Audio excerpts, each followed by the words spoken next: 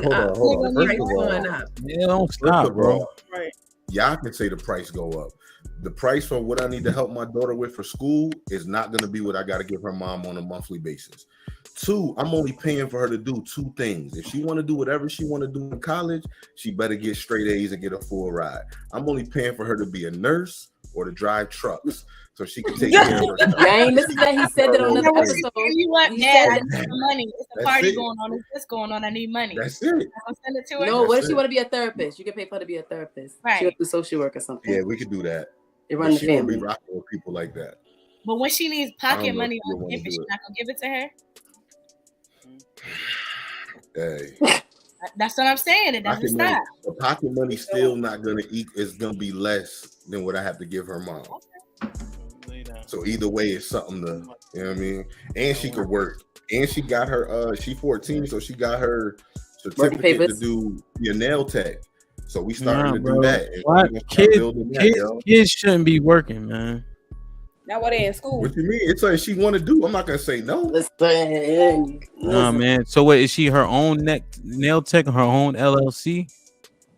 That's where we at now. We working out the percentages because I told her I gotta get a percentage of it. Let her do it though. Are you working on it or you just thought about it? Nah, we working on it. We talking about it. We in negotiations right now. We're definitely in negotiations because if I'm gonna be funding it and I'm gonna be doing everything, I need 10% of the business. That's it. Oh, she should sit on the side of that. Tell her call me. I'll help her negotiate that. Jesus Christ, cheap date. Yeah, she should do that. For sure. What up, though? Alex, what's good? Hey, Hamp. How are you? All right. I'm good, man. I'm good. How's everything? Good. Good. You've been traveling and all that. How are your travels? You missed a couple shows. Pretty good. I'm actually going to Connecticut tomorrow, so I'm glad we're doing the show tonight. Word? What, you just going home? Yeah. What, for the so-called holidays? No, I didn't get to go home last minute Thanksgiving, so now I'm going home. And I gotta see my grandmother before she leaves. Yo. Somebody tapping. Yeah, Kim, mute your shit. Isha, what's good? What's up? How you? I'm good. Why you look so tired and all that? Because I started a new job today, so I had to drive to Gastonia early this morning. Okay. Congratulations on that, man. How was it first day? Still training. Training? How the fuck? You still need training as long as like the agency trainings, like HIPAA and all that other stuff. Oh, okay. All right, that's what's up, man. Congrats on that. Adrian was good. Everything, yo. You know what I'm saying? Everything good? Everything good, man. I just left urgent care. I thought I was gonna be late, but I just took urgent care for one of them. Then I had to pop one of them because she hit another one, and then they were just being mad loud while Isha was trying to set up. So I made them all go to sleep. Yo. Shit like that. That's what's up. Eddie was good. Eddie, how you? Shit, chilling, man. You all right? Can't complain. Now you got that PBF Sports on. You made it to one game, nigga. So, first of all, I made it to 3 games. Wow. I played in 2. You talking about the second season now? The first season I was there. Second season, I don't know. I don't even know why I paid for that shit. I definitely didn't show up. Yeah, you was not there, bro. Put him in the fucking bedroom. Get him out of here. Come on.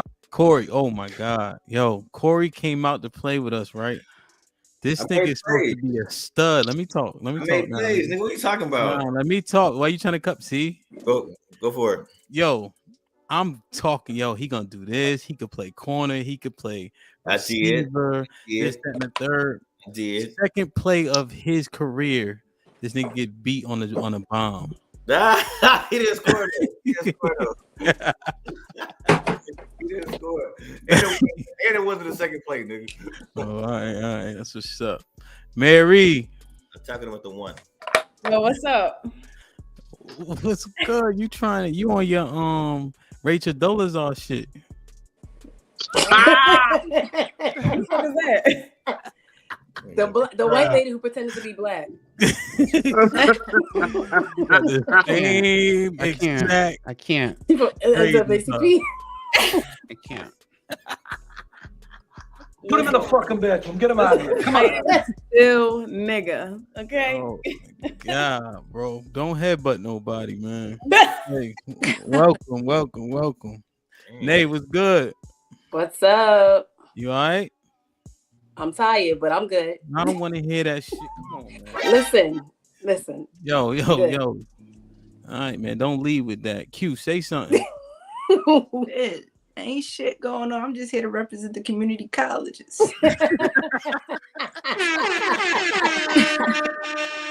Ken, what's good, man? We glad you back. Thanks for having me back, you guys. It's good to be back in the land of good people. Indeed, indeed. How's everything been going? How's work and shit like that? Everything's great. The holiday season. So, don't you do photography or no? Or used to? DJ.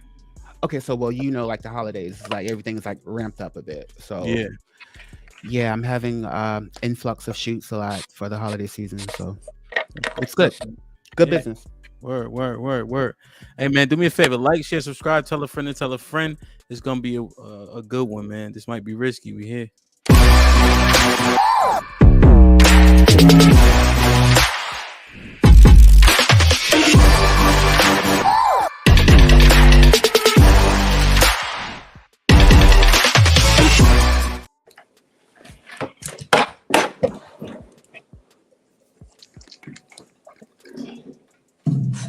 Screen. Let me know when y'all can see it. Make sure y'all can hear it. All right.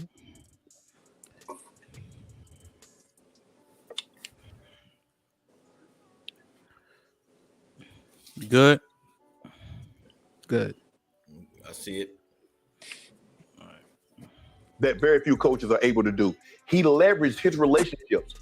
Skip, no football team had more uniform than Jackson State, except the University of Oregon. Under Armour, every single week, they got new helmets, they got new unis. He did this with Walmart. He took $150,000 of his salary and helped finish building the facility. He did. He leveraged his relationship with American Airlines, so when they had to travel great distances, they flew American Airlines. Mm-hmm. He had a great relationship with Michael Strahan, so he said, "Hey, Stray, can you do me this solid?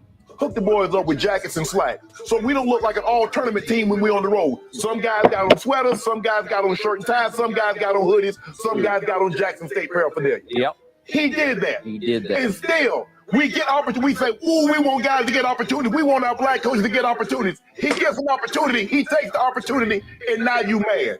He laid the blueprint. He showed us what's possible. What more do you want from Deion Sanders? And I'm gonna tell you something else. Deion Sanders didn't have to go to an HBCU at all. If Deion Sanders' mentality was to get a Power 5 job, the thing that most people would have done would have went to a smaller PWI. But instead of going to a smaller PWI, he decided to go to an HBCU, which was a very risky move. You know why? Because there's never been an HBCU coach that got a Power 5 job until now. Yeah. Deion did what he was supposed to do with Jackson. Yeah. He did the right thing. He made Jackson hot. He put them on the map. They should have papered him up.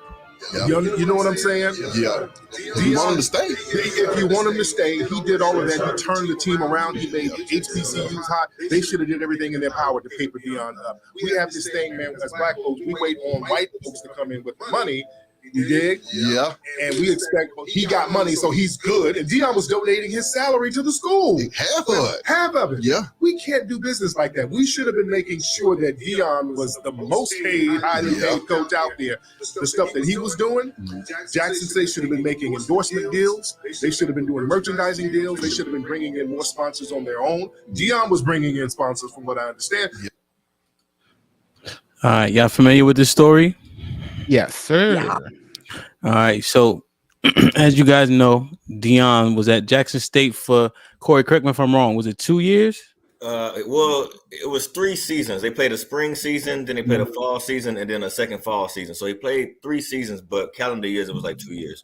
Gotcha. So he was there for 2 years. He got them sponsored, as you guys heard, by Under Armour, American Airlines. He was on a commercial with Nick Saban, just him and Nick Saban, as of recent, and those are largely his endorsements. His salary was $300,000 total. He donated half of his salary to update the locker rooms. He got two practice fields built, and he got the stadium returfed, so on and so forth.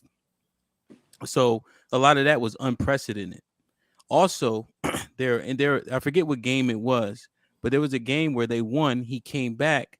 Somebody had broken into the coach's office and stole his phone, his watch, his money, his wallet, everything. They also broke into his son's car a couple of times, his car a couple of times, shit like that. You know what I mean? Shit like that. Can you put into context that the thievation happened after his announcement? No. Those happened before.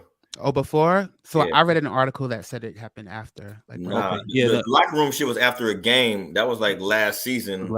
Yeah. They broke into his truck and stole his speaker like preseason this year. Like these were the things that happened prior to the announcement for sure. Yep. The ghetto.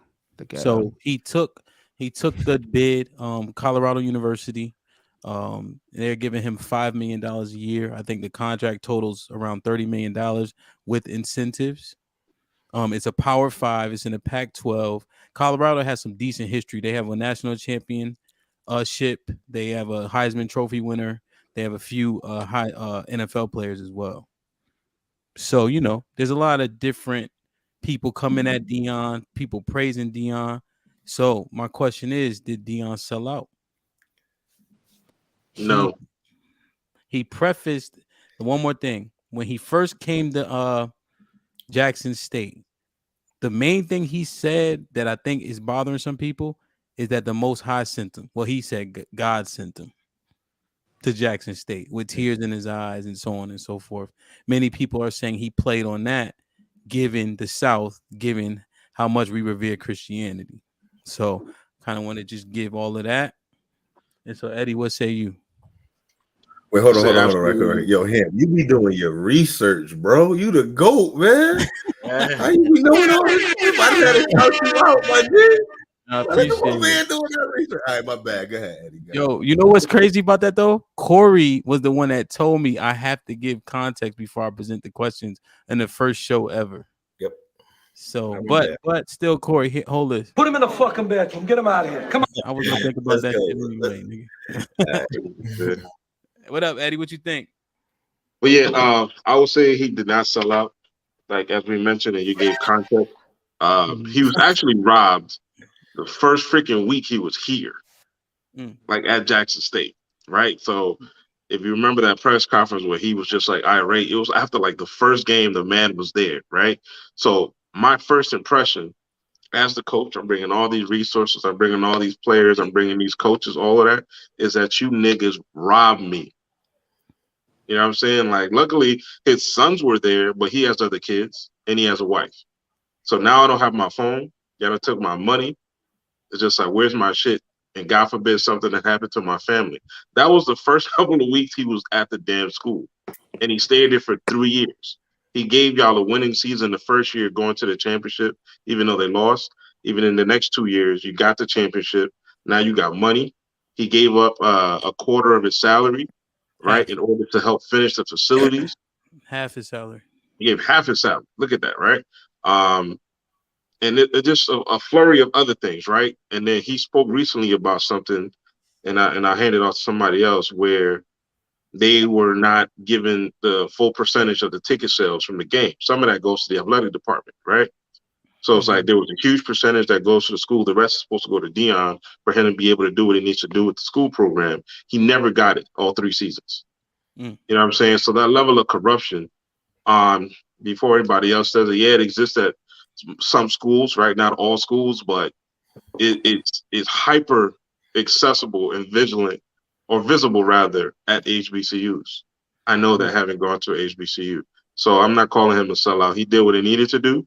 In terms of some of the message as to how he stepped into the school and what he wanted to do there. I mean, Negroes are over religious anyway. So most Negroes are not really caring about him coming in there talking about, oh, God sent me this and that. Yeah, y'all niggas don't halfway go to church or do what you're supposed to do in terms of the word anyway. So I'm not tripping on that, but he's not a sellout. He has to do what he had to do, and HBCUs are better for it. They need to do the work. He gave you the platform in like multiple ways. Now do the freaking work. Okay, what you think, Nay? Did Deion sell out?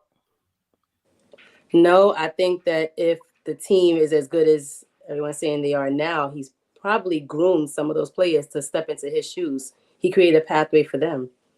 The players? So I don't think what are you talking about?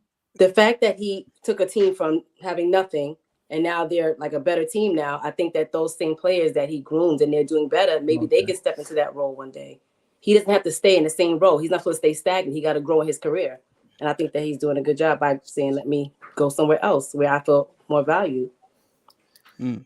So he did say that there was his assistant coach was ready to take the opportunity. However, just to give you guys some context, and I was talking to my wife about this. I didn't know how prepared the ladies would be for this topic. I'm gonna be honest with you, because there's a portal in which the players can enter and they can transfer schools to wherever they want to go. So those top players are likely probably not going to stay because they wouldn't have went to Jackson without Deion. So that's one thing that is new to college football that just existed a couple years now. So just to put that out there. Go ahead, Corey. What you think? I'm going to say he's not a sellout, but not for any of the reasons that have been previously stated. I feel like, at the end of the day, college football is a job. And, when you have a chance to progress in your career, you take that opportunity, especially when it comes with like a 15x pay increase. You know what I'm saying? Nobody turning that down. But also, I feel like, he accomplished the things he set out to accomplish, the things he said he would accomplish when he first got there. He said he was going to bring money and resources to HBCUs. He did that. He was going to bring attention to the HBCUs. He did that. And he was going to try to create opportunities for HBCU players to play professional football. And he did that. So, I think he did accomplish all the things he set out to. And, with the God thing, God, if God called him there, that don't mean God called him there for forever, right? God could have called him there for 3 years and called him to do something else, right? So just because he's leaving now doesn't mean that he wasn't called from God to do that, and now God has given him a new mission to go do something else. So yeah, I don't see any sellout in it to me. And I do believe that if his rationale was God called him, that could be valid too. Okay. Q, what you think? I think they put too much fucking pressure on him to do shit for the Black community. I heard a lot of people talking about, oh, he didn't do this for the Black community and how he impacted, people from the Black community by making the decision that he made. From what I understand, HBCUs are white funded, right? Government funded, and it's funded by alumni. Okay. And I have the stats and numbers behind that if you guys want it. All right. We're going to let you in. Which is your turn, Kenneth. I'm just saying. So, yeah. Save that, Kenny, for the next topic. So, with that and some of the other things that are not happening from within the HBCUs, how much more of a sellout is he than anybody else associated with the schools? Provided he did actually mention, from what I also did research on, that he would be taking a leap to greener pastures should those opportunities come. So he ended up doing that. Yeah. I don't see where he failed the Black community. I don't see where he failed the fucking schools.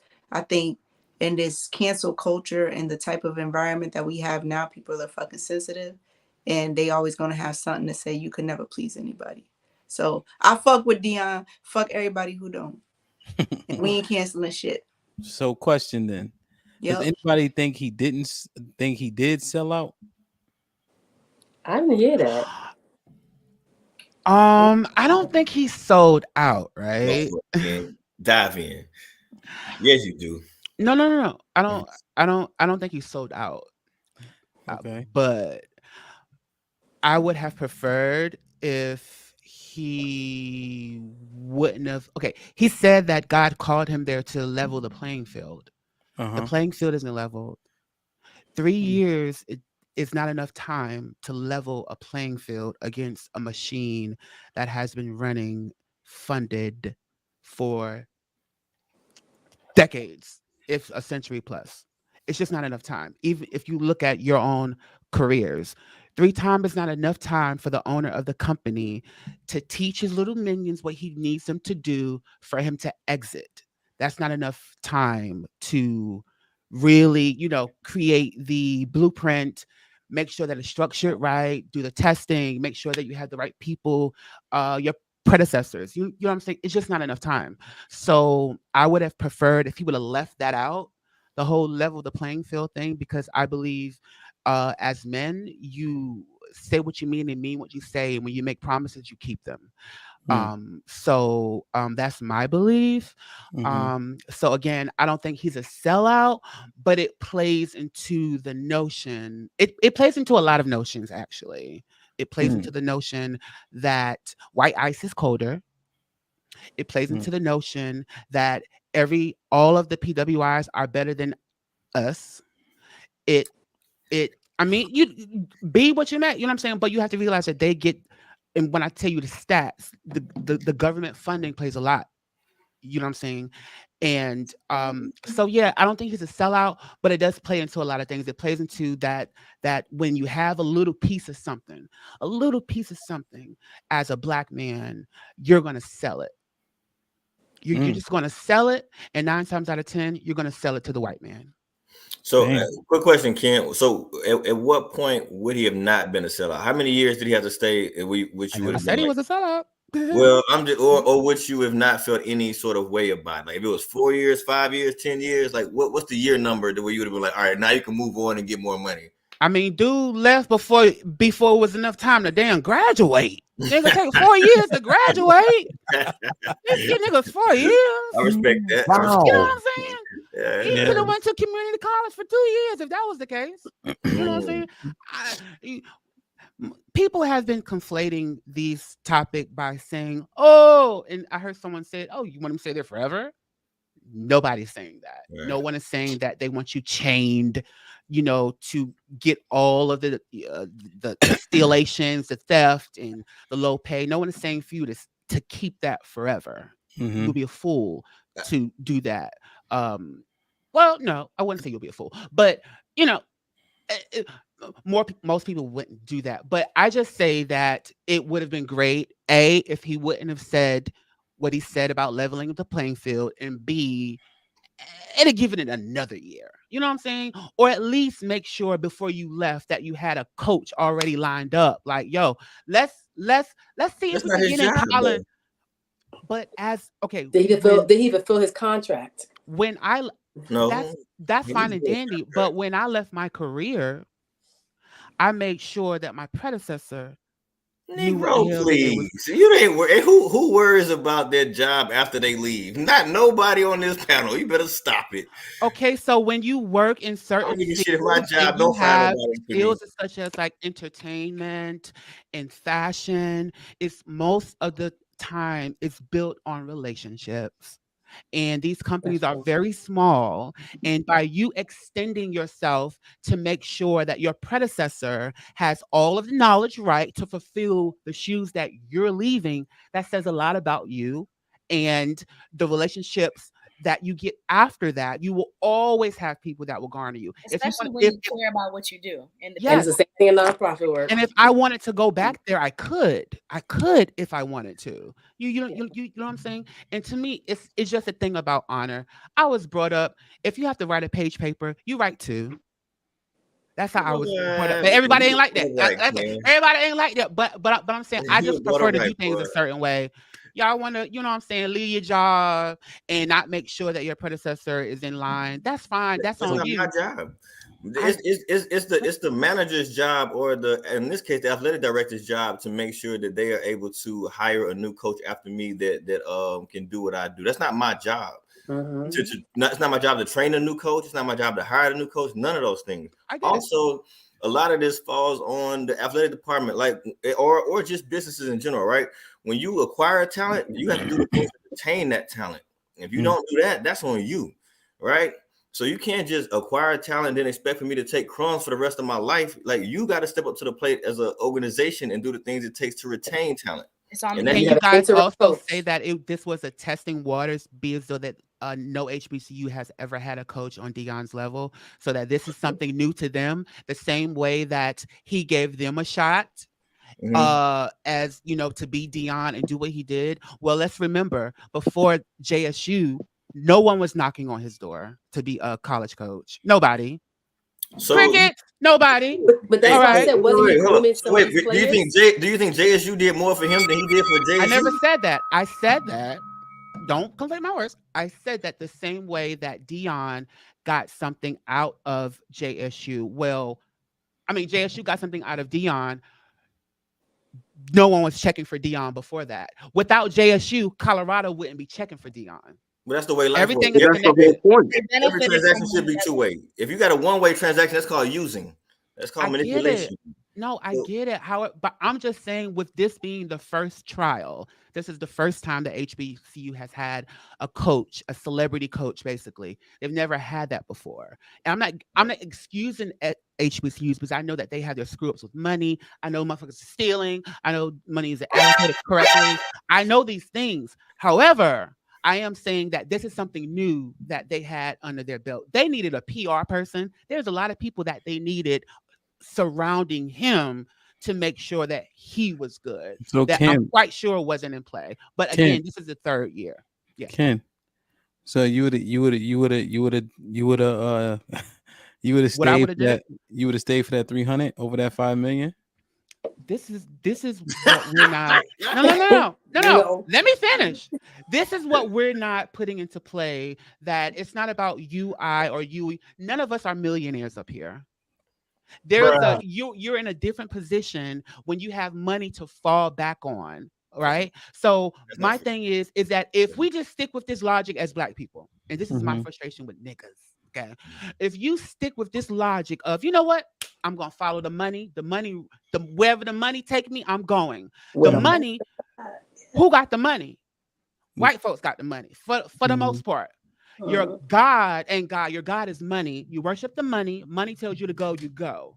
What are you willing not to give for the money? And that's my thing. We always sell it all. We sell our masters. We sell our names. We sell our likeness, all for money. And it's pennies compared to what the white people are making off of us. So my thing is, yes, if I was Deion Sanders and if I was a Hall of Famer, NFL player with money to just whatever for me, but I said I would do it. I would at least do it for at least 4 or 5 years. I would do it. So if I had that money to fall on. Hey, one thing all the people I know who have money, they like making more money. Of course. So this idea of like, just because I got money, I don't need no money and I'm good, I could take nothing. That's not true. That's not the way people with money think. People with money be trying to make more money. Niggas with $1 billion be trying to make when you're trying to make a change, if we had this mindset that niggas have today for the last 40 years, this individualistic mindset, we would not be where we're at today. If Malcolm and Martin was like, you know what? Niggas is trying to kill me every day. They're calling my wife. They throwing bombs in our windows. This job is dangerous. Niggas don't want me to get paid. You know what? I'm just gonna follow the money. I'm not gonna organize no marches. I'm not gonna do none of that. We wouldn't even have a civil rights bill if we just follow the money and everything is about the money, and not our position. Here in New York, you have people in groups. I look at people like teams. Living in New York, I separate people as teams. Like you have the NFL teams. You know what I'm saying? And Black people is a team. The Spanish people are a team. They're the Spurs. The Black people are the Celtics. Dominicans are whatever. Everybody's trying to play to win the championship at the end of the day. And if we had this individualistic mindset, we don't progress. We don't sacrifice for the greater good. Everybody else sacrifices. Every other group sacrifices. The Indians over there in their area in Queens, Indian Hut. The damn Jews got their area over there in Williamsburg. Everybody got they something because they sacrificed something to get to where we're going. The Asians sacrifice. Like everybody did something, but we just sit on our ass and we just, you know what? It's about the money. We're gonna run with the money, and that's it. It's more to life than money. It's your integrity. Maybe he feels like he did some changes already. He feels like, okay, I changed things over at JSU. Now it's time for you to make those same changes over at, was it Colorado? Maybe he feels like he made the changes. Listen, this man do not owe nobody shit. He owes nobody nothing. You do as a black person. It is your duty. But that's the problem with black people now. It is your duty as a black person to do your due diligence to push your race forward, because we come from a line of people who didn't have much. So it is each and every one of us our job to push our race forward. The thing about our best and our brightest. But be responsible for yourself first. That's a problem with fucking black people now. Be responsible for yourself first. Stop just because one successful black person got to carry 20 million more. That's not his fucking responsibility. Either y'all gonna take the steps that he took to change his life to be where the fuck he at, or you not. That's the problem with black people now. They expect, it's just like we supposed to give all this fucking grace. Just because we all black, like y'all holding this man responsible for something, whether it be today or 3 years later, y'all still would have felt the same. Because black people want you to be at a place. He groomed those players to go step into his shoes. And them not have to work for it. They're waiting for somebody else to do the work so that they could just fall in line and follow the path instead of doing their own fucking work. Mary, does it change if you knew that Deion is the best football player to ever live? No. Does that make a difference? Because you're saying people got to do the work, but this is the best football player to ever walk the earth. Oh, okay. So why? But I'm just saying, like, doesn't that make the playing field uneven? Like, wouldn't he have more opportunities? Just because he's moving where he's moving to does not mean that that's where his work stopped. But how does it look to black folks that not even? Oh, let me say my point. Not even JSU. All right, Kim, we got to get everybody else one in. One of the nicest HBCUs. One of the JSU is a good school. And what does it say that a guy would leave JSU for Colorado for a team that's like 1-8, 1-11. 1-11. Yeah. It says that he wants to make changes, so he went to another school to make changes. But what does that say about us that we wasn't good enough for that? It is, because if Jackson was giving him $5 million, he would stay. Let's stop. That's just true. Let's stop. Maybe we don't know. He would stay. He would stay. It's about the money. Let's stop it. But but that speaks to the point that I think it's a and job. Hold on, Corey. Let Alex go. I want to say this, and then I'm gonna let Alex go. Jobs and employment are usually about the money. All right, I'm gonna say that, but go ahead, Alex. What I was gonna say, to answer the direct question, I don't think he's a sellout. However, I do think this is a twofold situation. I think it becomes him leaving to go to a non-HBCU is problematic because he made the statement prior to about, I feel like my vision and God told me that I need to do this for HBCUs, right?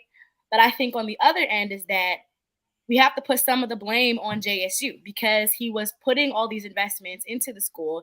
He was making all of these changes. But what did JSU do to make sure that they kept that employee, right? They didn't do their due diligence. But I am curious, and I wonder if people would be as mad if he chose to go to another HBCU. I don't think we'd be as mad, right? Because then I think that the other schools are like, okay, they're not treating him right. I wonder if the other HBCUs were giving him offers to come over and improve their school. Hey, I know what they're doing over there at JSU. Let's bring you over here to take care of you, because it's an investment. Because sports on a college campus, they bring in the money. So I think to myself, when I wonder, and I don't think it's something that's being talked about, it seems to me that JSU didn't do their part. They didn't take care of their employee. And when your employee doesn't feel appreciated, when they're not taken care of, when they're making changes and they're giving their all, and they generally want to make a change, you have to invest in your employees. And I don't feel that JSU did. So here comes Colorado, like, you know what? Our team may not be the best. No, we're not an HBCU, but here you go with the money. Here's the money that you asked for. But I always wonder, were these other HBCUs keen, and were they watching what he was doing over there? Were y'all having conversations with him to try to get him over there? I think that would have been a bigger power move for him. Y'all ain't going to do me right, so I'm going to go over to whatever other HBCU football team needs to be improved. So I understand the point and the mission of, and I do agree with you, like, dang, wait till the kids graduate. But at the end of the day, to me, that says that it was a shitty working environment. That after 2 years, that you chose to leave. That to me says that spoke of a shitty working environment. Where was the counter offer? I brought you money. I redid your lockers, your fields. I did all that stuff. I brought you in money. What are you going to do to keep me? That's what that says to me. So I don't think he's a like sellout. that. Shit like that. Shit like that. Shit like that. Shit like that. Man, this is kind of when you guys hear about the money, your minds will be like, oh, okay, I get it.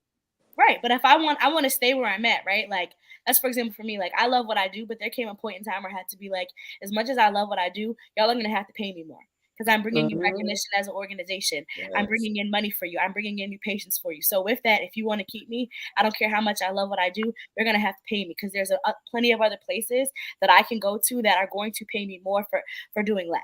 And I don't have to go through the foolishness, but I'm here because I like it. So because of that, now I have leverage. You know what I bring to the table. I'm going to need you to allow my dollars to show for it. Well, and because it's a good working environment. Because of that, the money isn't there. You can't give what you don't have. Which is why he left. I know, but when you talk That's about also a lie, what man. other HBCUs put an offer, the money isn't there across the board. Then they can figure it out and find it. They gotta find it. No. Okay, so I'll wait until like Hamp gives the okay to clear about the number situation because the difference between HBCU funding and PWI funding, I mean, it is like way off, way off. You know what I'm saying? And when you graduate from HBCUs, you have there's a chance that you won't make as much money as a PWI. With that, if your alumni who graduates, if they're not making the money that they should be making had they went to a PWI or what have you, that means that their donations aren't going to be as great. The endowments aren't going to be as great. The endowments is what pays the salaries. It's what keeps everything going. So you have the endowments plus donations here and there, and then the government funding. That's literally it. I mean, you could fundraise and do your thing with that, but when you talk about the money that the government gives, it's literally like nothing. And it keeps getting lowered by the year. Okay. So if that's the case, HBCUs will never have another Dion. If that's the case, if it's about the money, it will never have another Dion in any HBCU. Well, I think that's the case. I disagree with that. Dion is Dion, though. Dion is Dion because Eddie George coaches, nobody cares. So Dion is just hard to duplicate. Right. He's an ultra charismatic guy who's very, out there and outspoken and flamboyant. So like he's a one of a kind. So there's not gonna be another Dion anytime soon. But that doesn't mean that they can't be successful. Like black colleges, and black universities and black people have to they got to figure out the business of sport, right? So at the end of the day, it's a sports business. And a lot of times the black schools, I feel like, don't put the brain power to figuring out the business aspect of it. And I think that's why they don't have the resources that they have.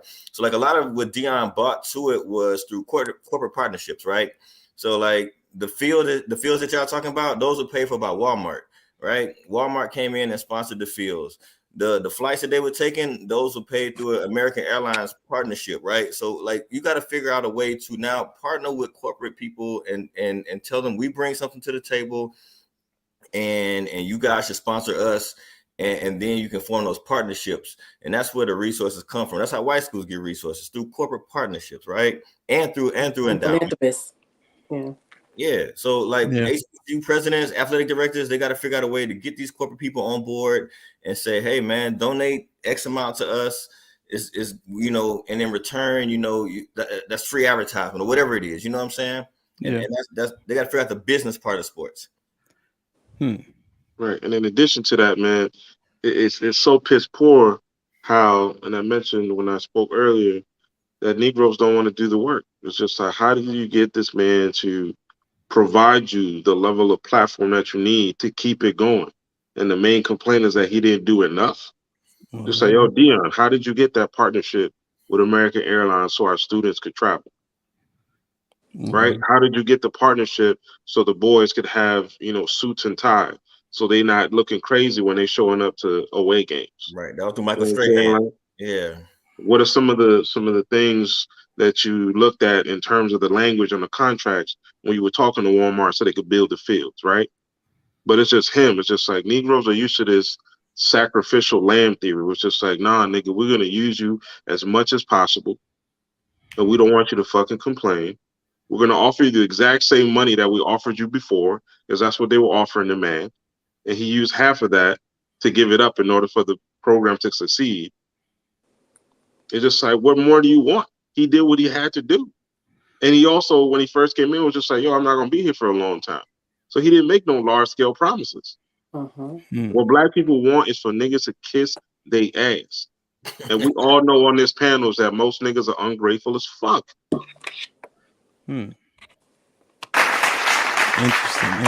Interesting. We're just getting started. Like, share, subscribe, tell a friend to tell a friend. All right, so let's analyze this. I know Kenny got some facts, right? But the pros and cons of the HBCU. So I just got a couple pictures I want to put up here. We can assess them one by one.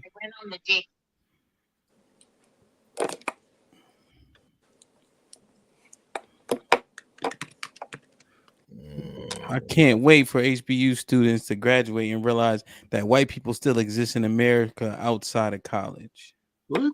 She a Delta. I don't trust it. How you know she a Delta? Oh, she got the elephant. Oh, God. I can't wait for HBCU students to graduate and realize that white people still exist in America outside of college. Is this a negative about HBCUs? Yeah, and it's a bunch of white people at HBCUs right now. I don't know what she's talking about. When I graduated ECSU, it was white folks there. Nah, but it ain't a bunch of nothing. A bunch of white folks there, right? I mean, not like okay, maybe I use bunch, but there are white people there. Yeah, but there's always some. That's not. I mean, Ken, you know they don't run nothing. They don't have any power. They will never be. Yeah, no. So I actually had a heated debate with this with my family members over Thanksgiving. And we're talking about HBCUs versus PWIs, and you know, most of my family members went to HBCUs, and they say HBCUs prepare you just as well for the world as a PWI would. And I think the argument that someone who maybe went to PWI like myself would say, the more experience you have interacting with other people, mainly white people, the better off you will be at interacting with white people. And white people are going to be in the world that you're going to interact with. So that was my main reason why I didn't go to HBCU. Hold on, Ken. Hold on. One second. Hey, what did you just tell us? That was kind of the reason why I felt like I didn't want to go, because I didn't want to just be with my own people. I wanted to be in more of a diverse setting. That was the reason. That was part of my reason. I did apply to like 1 or 2, but that was part of my reason. Conversation's about to get hot now. Yo, come on, man. But I'm not saying I disagree. I'm not saying at all, because I always thought I would go to Howard, but they also didn't have my major at the time. But I looked and I was like, no, I really want to be in a more diverse setting. I don't want to just be with my own people. I grew up in the projects. I'm with my people every day. So it's different kind of people in college, baby. You in the projects with the ghettos and yeah, but I felt like different kind of person in college. I feel like I wanted to just go to a school that. But you just said you was gonna go to Howard if they had their major. I was going to, and then I changed my mind, and then I only applied to more art schools, and then I said I'm just gonna apply whatever's gonna give me the most money, and Fordham gave me the most money. When you went to Fordham, did you predominantly hang out with black people? You know what's so crazy? I had a mixture. I had Spanish, black, and a few white. Spanish, black, the same. Did you, of your black friends? The hell if they are. Of your black north, friends, they are. Were them a part of like type of? I was part of the Black Student Union. I was. Come on, bro. I know. But I was part of student government too. That's a valid point, Alex. Because I'll say, I graduated from a school that had 30,000 people, and it was 90-something% white people, and I know less than 5 white people that went to my school. Like the black people only hung out with other black people. But I interacted. You get to interact with them. You don't necessarily have to befriend them, or you know. You're isolating yourself though, then, right? We don't go to the Delta frat party. You know what I'm saying? But we still know those. Like, I mean, we see them. But wouldn't that be that you isolated? Would that be considered? No, we formed our own sub community within within the tribe. Yeah, I was a fashion business major, so most of the people in my my whole department were not black. It was a couple of black people, but it wasn't a whole bunch of us. But you hung out with. Expected. But you hung out with blacks and Puerto Ricans, though. I did. That's the same. So Kenny went to HBCU. Yeah, Kenny, up north. What I'm saying is, blacks and Puerto Ricans are always together. Like we live in the same community. So all I'm saying is, Nay did what she always done. Yeah, they're in the same community. Yeah, you know what I'm saying. And y'all probably share the bond of being the small group of black people that were there. Y'all bonded because y'all were black. Like that's what I think of. Like yeah. Sure, yeah, that's yeah. Okay. Yeah. But so if you want to be the other argument though is if you want to be successful in the world after college, most of the people that you interact with and most of the people who have the key to the opportunities are probably going to be Caucasian people, and those people probably went to Caucasian schools. So there's a better chance of you having a connection with someone who can influence you after college if you went to a white school, PWI. I'll say what in my company, once you hit a certain level, all the people white, right? So going to HBCU not gonna help you get to there, right? So, but So you think that you have to be around white people to know how to interact with them? Like, I think you have to experience anything to know how to do it. Yes. Yeah, we need to get our like. Hold on a second, y'all. Hold on. Hey, if you in the chat right now, hit the like button for me, man. Please don't make me play music until we get the likes up. All right. Shout out to Red Lipstick Vibes. Make sure y'all follow her page. Appreciate you. All right. What bullshit was you saying, Nate? My fault. Go ahead. I said the world is a melting pot, so I feel like you have to be able to like commingle with. Why nobody can address what Kenny just said though? What did you say, Ken? I did address it. But say it again, Kenny.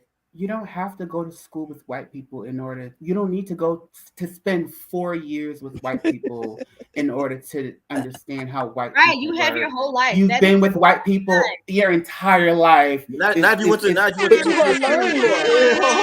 learn more. You're gonna learn more. Wait. Corey, stop. Nay, keep talking. What did I was you just saying say? you would learn more of the business world. I mean, we have to kind of get what they're put him. Once again, the ice is colder. The ice is colder. My God. The ice is colder. I'm proud of my PWI. But do you feel like people who go the CEO of your company can't name 5 HBCUs. If you're a white person, he can't name 5 HBCUs, and I guarantee you that. And he can't even name your black ass neither. So what's the point? Hey, if you hear about my school, he gonna be like, "Oh, what's up?" He gonna be like, "That's a nigga working for me, like everybody else." That's not true. That's not true. I interact in those spaces. Do you feel like you got a better education because you went to a PWI? Of course. Okay. When I say wait. So we done with this? No, we on everything. Hell, one at a time. Because Mary don't woke up from a nap talking about. We are not done with this. So yeah, because I'm curious. Wait, go back to the other one, Ham. Go back to the other one. Of course, Terry Crews. Of course. My God. I want to say something. Oh, that was the wrong one. So when I was applying for HBCUs, I remember my aunt vividly saying to me, you have to be realistic. The real world isn't like that. Her daughters all went to PWIs, and they are the same ones who are in the Black Student Union. They had the experiences of the white people on campus this, the white people on campus that. And HBCU was probably one of the only times for people who weren't always around Black people where you have the opportunity where you don't have to code switch. Your color, right? You don't have to code switch. Your color doesn't matter. You can be authentically you. And I definitely feel the HBCU right there, personally, it prepared me because I look at some of my peers who did not go to HBCUs, even certain things that I learned, even going to campus, and I was having a conversation with someone. I was like, there were certain days of the week, and if you were in an organization, you had to go to class in business professional. You had to go ahead when you were doing presentations. And they were like, really? Oh my gosh, you said, I'm like, yes, because they are preparing us. So it was Black people, when I go ahead and I present and I do anything for work, everyone that I know who went to HBCU, we don't half-ass our shit because we weren't allowed to. We didn't need white people in the room. If anything, they were teaching us, because you are Black, because you went to this HBCU, you have to be 2 and 3 times as better as them. And I appreciate HBCU because when I see my cousins post, all the white people, this and my kid, I never had that experience. In my 4 years, that wasn't my issue because everybody was Black. and it was less Damn, Alex don't know how to make. Alex, you don't know how to end on a bomb, my nigga. No, I'm just sorry because that just I'm done. And you talk about these Alex, I PWIs. almost Let's remember. but I changed Hold my on. mind. All right. So let's remember these people do pay for their degrees, by the way. And you guys are thinking they're the most brightest and most bestest people in the world. These people's dumb as rocks. When they graduate, graduate and you work in the field with these people, they don't know shit. You hear me? All right. Let me get Isha. Sorry to all of you HBCU goers / grads, but just be realistic, all caps. Yep. What white employer would pick an HBCU grad over PWI? Yep. Very few. I'm sorry to hear that. What you think, Isha? I can't relate to that because I live in North Carolina where there's HBCUs everywhere, and I work for local government, and everyone that probably about 80% of the people that work for social services graduated from HBCU, especially A&T is the big one that I'm next to. So, and there's so much school pride. So I have not experienced that. Since obtaining my degree, I've never had a problem getting a job. So. Me neither. Question: in your field, is there a shortage at all? There is, but that's every field, isn't it? No. So would that be a reason why you can find a job if they need niggas? Well, no, but I also think that we can handle the pressure a little bit better. Like we have a little white girl just started crying, went home. She can't handle it. Like, I'm really stressed out. So maybe she's just not built for it. Maybe her PWI didn't teach her to be built for it. Wow. So, there's gonna be certain spaces, like if you were from an HBCU, you can't even enter, right? I have friends who work at like ultra exclusive law firms, right? they don't even go to HBCUs to recruit students. They're not even looking at Southern Law School. You don't even have a chance to get there, right? So, like, you could talk about some people who got some jobs somewhere. Sure, of course, some HBCU, but like, they're going to be spaces you can't even enter. Y'all have. I can tell y'all haven't read stats and haven't read a damn. I'm telling you, real life. I'm. Hit us with a stats. You're going for opinions and you're not reading. Hit us with a bunch of bullshit, nigga. You're talking bullshit. Just drop the stats, then, Ken. Drop the stats, Ken. Come on, let's hear it. Now, well, one stat is that most of the black doctors that ever come out of college come out of HBCUs. University. So there's that. That doesn't. But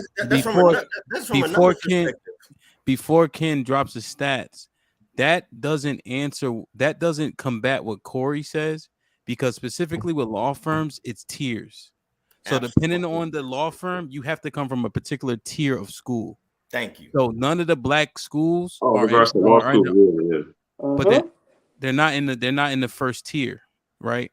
So even if you go to certain white schools, if you're not in the first tier, you can't go to those law firms.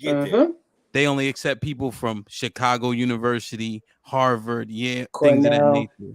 But so you're saying across the board, so nobody from a HBCU gets in.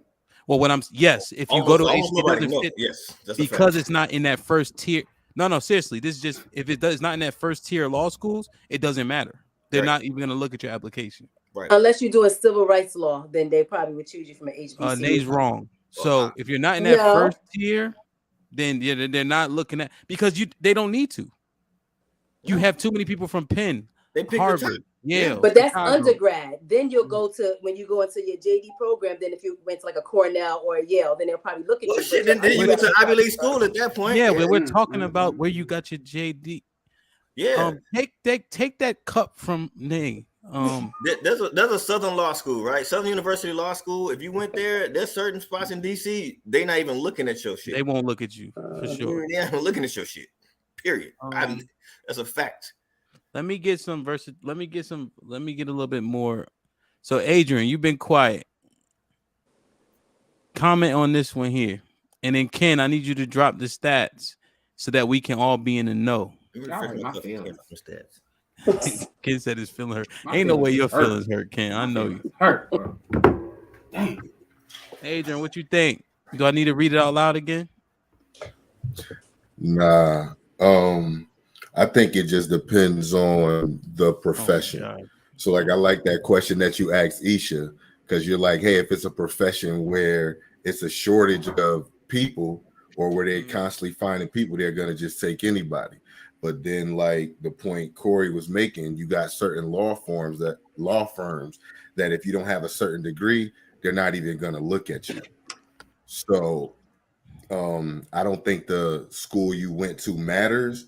I think it's more just about, with my field, it's more so just about the credentials, right? So if you're going to be a therapist, they don't care what school you went to because we have to be licensed outside of it. So for my career, wherever you got your master's from or your doctorate from, it doesn't matter at all. But I do feel like I don't feel like my HBCU didn't prepare me for the real world work life at all. And I feel like the only thing I got from my PWI was learning how to be around white people, because even though in Connecticut I was around both, I always had like black people. But when I went to my PWI, I was the only black person in the class in a lot of my classes. And that joint like messed with me, right? To where I felt like damn, like why am I even here? Like I wanted to leave and go home just because I wasn't comfortable.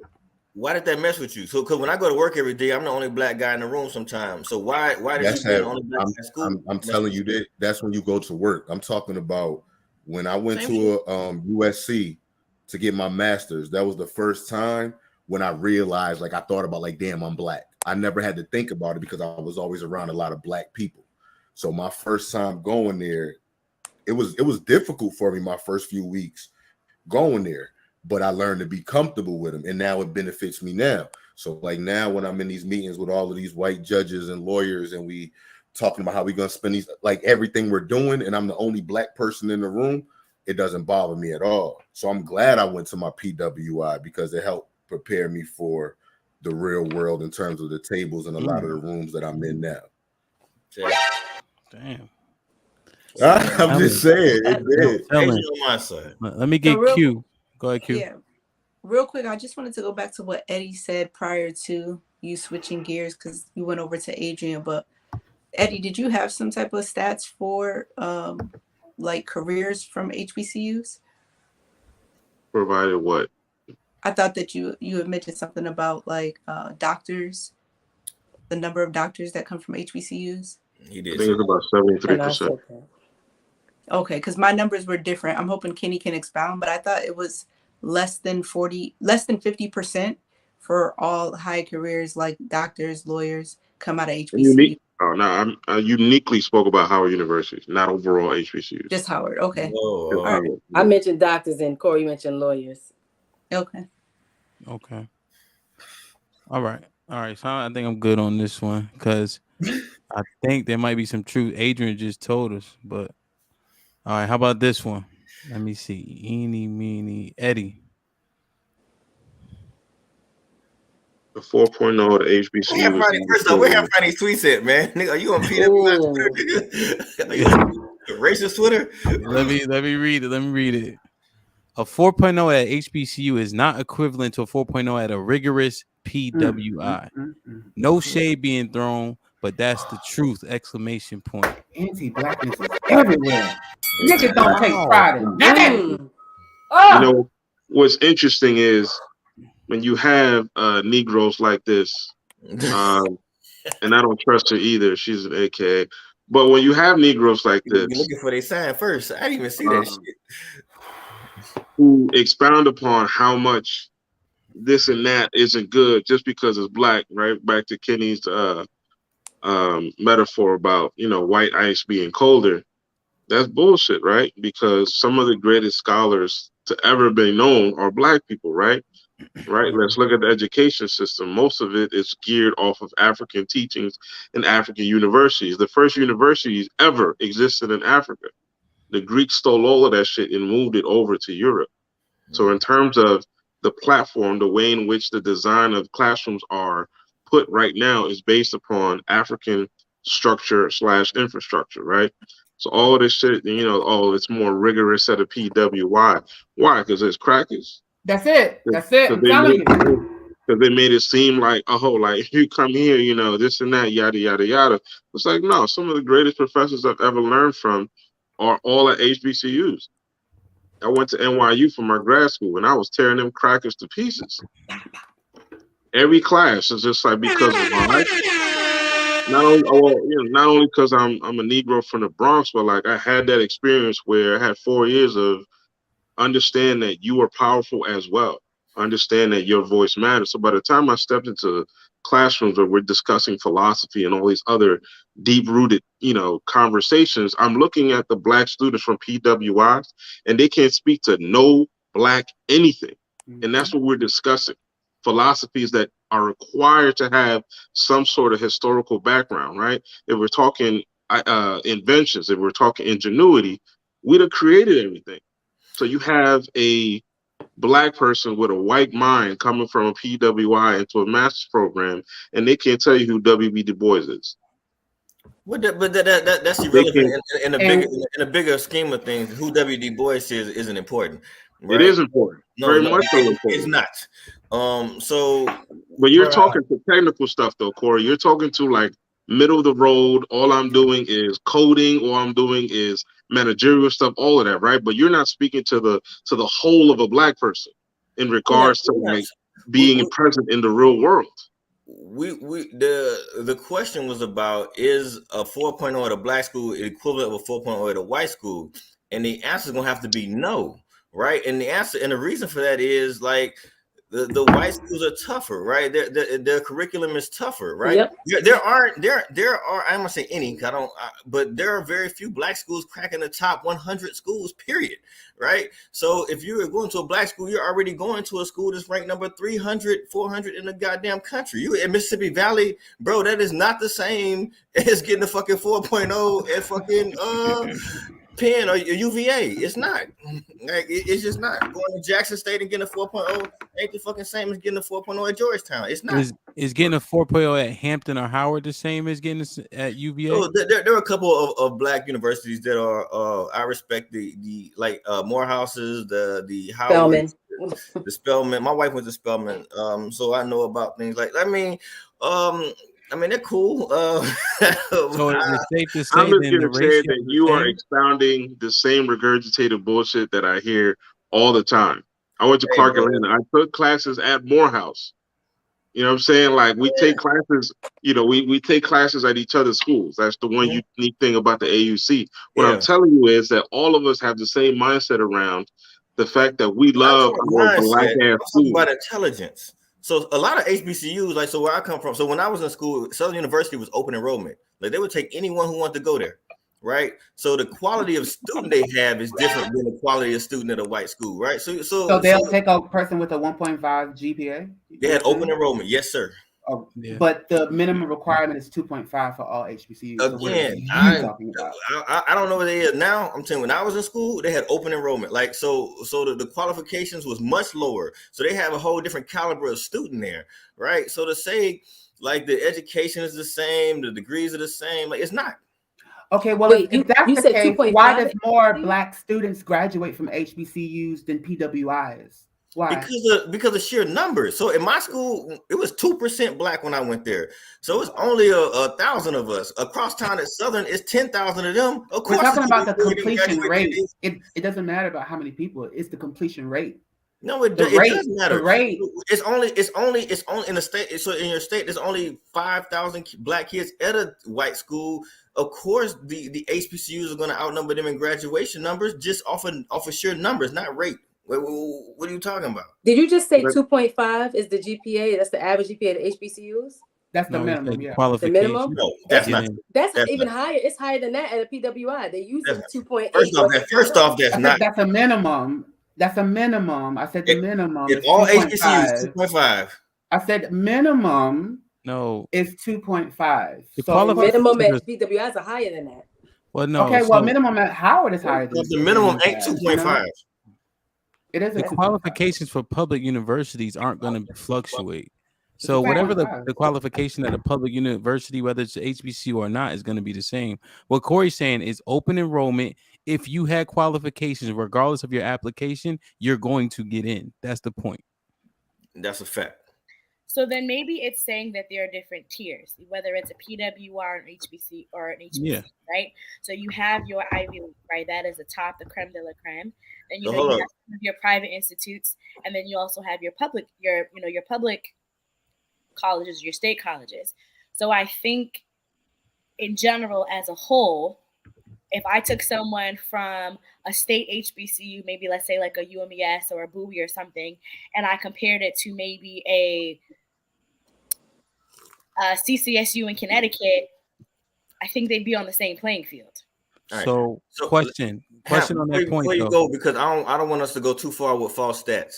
I just looked up Gremlin's emissions requirement, and I can screenshot it or put it on the thing. You have to have a minimum of a 2.0, right? Not no 2.5 that Kenneth was talking about, right? Okay, so what I read was a 2.5. I can read it for you. It says in-state students must meet the following criteria: must meet 4 curriculum, 19 credits, 4 English, 4 math, 4 social studies, 4 sciences, and a minimum of 2.0 GPA. That's at Grambling State University, which is a C minus. That's a C minus. Shit like that. So you're saying that's a 2.0 for all HBCUs? That's what I'm saying some of them. You made the all statement. You said all HBCUs it was 2.5. That is absolutely not true. And I know for a fact. I'll give you that. That's crazy. I'll give you that. Yeah, it's fine because it's state requirements. Go ahead, Q. Yeah, I was gonna say no, and also to Alex's point, I think like you're right in that, but I think in general, I think that's what the sister was texting about in her, or tweeting about rather. And to me, the first thing that came to mind was something that me and Miss Nay were talking about earlier today. Actually, is like the difference between public school education and private school education, where you have more resources, and the curriculum is geared towards a certain demographic. You're gonna get a better education, and those GPAs hit a little bit different. So that's my opinion, but that's what's funny about this argument. So black people sit around all the time and be like, "Oh, we don't have as much education because we don't have the resources." And then now here they trying to act like the schools with more resources don't provide a better education. Sure they do. That's what you've been arguing the whole time. That better resources equal better education. You've argued that. I'm saying that most of your argument is based on this propping up of whiteness stuff. Did you argue? Are you arguing that better resources equal better education? Wow. I didn't say nothing about resources, right? I'm asking, this is a yes or no question. This is a yes or no. I'm asking you now. Do better resources? More resources? Yeah, I was an operations director at an institution of education. I know what you're talking about in terms of resources, yes, but it's still being propagated based upon whiteness being better.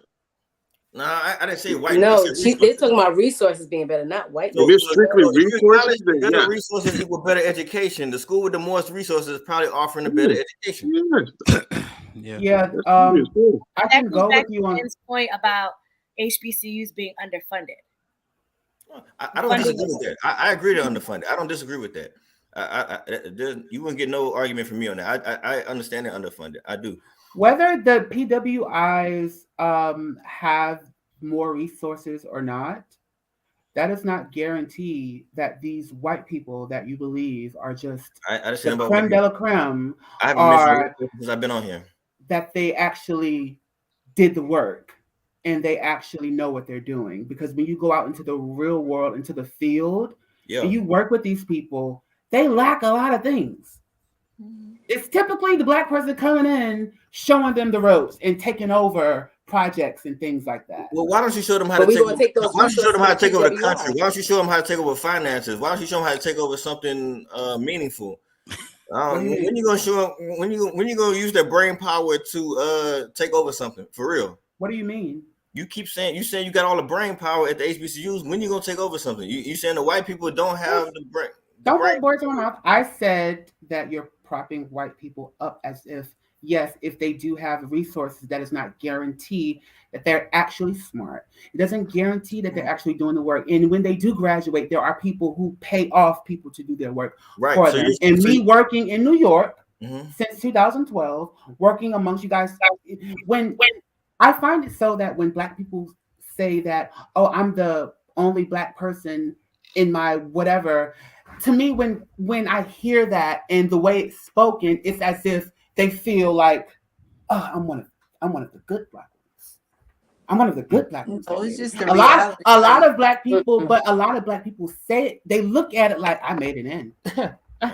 I'm the only one. It's just the facts that, like, when you look around at them mortar meetings, you the only nigga, but in that moment, it doesn't That's really my feel life. like because you right there. You know what I'm saying? Like you said, a lot of times we know more than them half the time anyway. So, you know, it's not until like I know for me personally, I don't realize it until something weird happens because I'm working amongst peers. Like I don't stand out necessarily because I know how to carry myself and I have a confidence in me. But when it all boils down to it, yes, I'm technically the only nigga at the job. So 2019, 10% of the board of directors on Fortune 500 companies were black. So that doesn't even match our percentage in the population. It did spike. The CEO number is less than 1%. Yeah, that's board of directors though, right? So boards can be huge. You can pick who you want. Right. And then 2020 it spiked to 28%, I think. I think a lot of that, personally, I think a lot of that was tokenism based on what was happening in the country. Right, for well, sure. with her question of the GPA, if you had a provider who went to an HBCU and a provider who went to a PWI, would you be more Are they optimistic? both black? Yes, they're both black, right? What but which schools? provider? Medical provider. What schools? Okay, so let's just say, UConn Medical School, and then let's say, I don't know, Emory. Is Emory HBCU? Alabama State. Alabama State. Okay. You know how UConn is okay. I don't even know UConn. But I mean, that's the medical school that I'm thinking of. But it's great though. That's the problem you're gonna have. So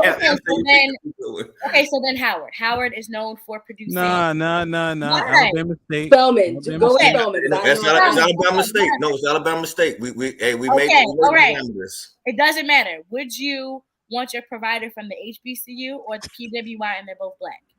It don't matter because they black. UConn, of course. I want somebody black. Yeah, but UConn wild. Are you kidding me? Definitely they UConn. both passed their boards. They're both working at this doctor's office, and you happen to know, okay, this provider went here and that provider went there. Which would you pick? UConn. From my personal experience, the HBCU. UConn Medical is trash. It's not ranked as such, is what I'm saying. UConn is better with law. Yeah, but that's based on a white ranking. Well, what I'm saying is, so you can have a personal. Eddie, where the black rankings at, bro? So look, here's what I'm saying. Q has an anecdotal experience in terms of like where things are placed. So if you had to, let's can we add one caveat, Alex? Go ahead. You never been there, Q, right? We never been there. We just know Alabama State, UConn. We know where the schools are ranked at, whatever the case is, and it's your child. It's your child. It's not you now. Yep. So now, if you didn't have that experience, what are you going to pick for your child? I still pick the HBCU because I don't trust Caucasian people when it comes to medicine. Like, I ain't messing with that European medicine. They're both. Yeah, but exactly. They're both black, but somebody got an education from a person I don't trust, and somebody else probably didn't. That's going to be my. They use the same book. Fucking serious? Yeah, so board. But then it goes back to the resources that you said that the PWI has.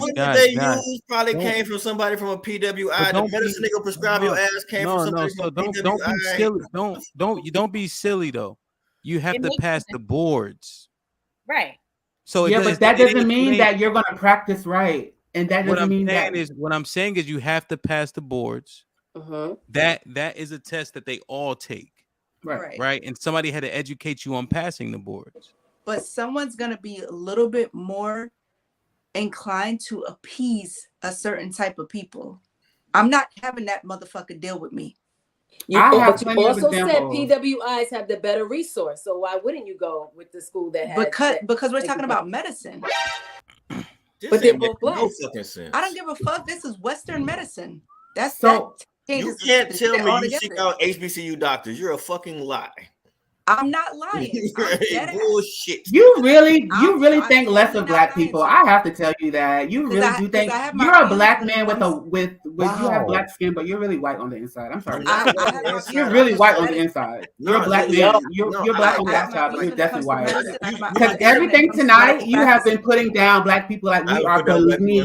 We are beneath. I know, but you don't. Obviously, you don't want to be. That's what it seems like. So I just don't like to deal in a fake, right? So a lot of black people want to support black people because they black. I want to support the best, right? Come so on, if you're actually not the fucking best, then I'm not gonna pretend like you the best, right? Black people gonna be like, oh, they black is the best. No, it's not, nigga. Right? So at the end of the day, if they aren't as smart, if they aren't producing the results, if they aren't getting the education, if they don't have the resources, I'm not gonna act like they do. Right, and like I said, my point was valid. People act like resources matter when it comes to education, but then when I say, well, the school with the most resources probably got a better education, we're like, nah. So no, we said that more resources is right. So cool. But Q, do you believe in medicine? She would go to HBCU doctor, bro. But the PWI has better resources. Yes, but that we're talking about medicine. So this is my follow-up question. If you believe in more holistic approaches, you're not gonna trust the education somebody got in medicine in America. You ain't going to the hospital if you believe in holistic. My god sister is a doctor from Spelman. I trust her. But I'm Can I say this? Can I say that? But you know her personally, so that's different. If I happen to know the person personally, whether they got their education from HBCU or PWI, then that makes a difference too. But to me, HBCUs pump out some of the best doctors. And but that's what I'm saying on the medical side of the game. I'm not talking about no other degrees. Right. Oh, they do like what's the most famous one they pumped out? I don't know a famous one. I would trust the ones I know. I would trust the care of a provider coming from an HBCU if I had to pick between the two, and I'm gonna tell you why. Right now, we are getting Howard residents that are coming in. The difference is that when you have from a black provider to another black provider and they're getting that training, there are providers right now who feel that black people, like different things happen to them and that you have to treat them differently, right? If I'm a black provider and I am being taught by an institution that is predominantly white, they're not considering and they're not learning and teaching about an experience of what a black patient or a minority patient may go through, right? They're not considering that. We're just doing this. Versus if I'm a black provider and I'm a black educator speaking to other potential black providers, I'm giving you that, listen, when you go into these spaces, when you are going to deal with these patients, let me teach you also how to deal with our people. The care is different. When it comes down to the language that we speak to, when it comes down to the verbiage that we utilize, you have to think of all of these things holistically. So for me, and I'm speaking of this because I am in healthcare, there is definitely a difference. There is definitely a difference. And it's taught that way. And it's taught that way. Versus if you went to a PWI, they're not going to care about your black ass and your experiences. This is what it is. It's what the textbook says. Versus when you are dealing with your own culture and you are in that space, we are teaching you that. Because there are so many issues with us as black people in the healthcare field itself. When we go to get care, it's not equal across the board. Question. Go ahead. Well, because I know you're making that point. Does empathy and sympathy cloud judgment? Do emotions cloud judgment? In some cases, yes. I don't do some. So yes. But you asked a question. Well, I don't do some. You said some. Of That's course, bullshit. Yeah. That's some. So yeah, emotions cloud judgment. So what? I'm sorry. I'm just wondering if that would be a hindrance at all. Alex said, what Alex just displayed was, I want a doctor that could communicate with me in African American language. Like, who fuck gives a shit? No, I think I want my illness healed. I don't give a shit about it. Matters. It matters. No, it don't matter. No, it does. Can I chime in, please? How you talk to me? Resolve the pain.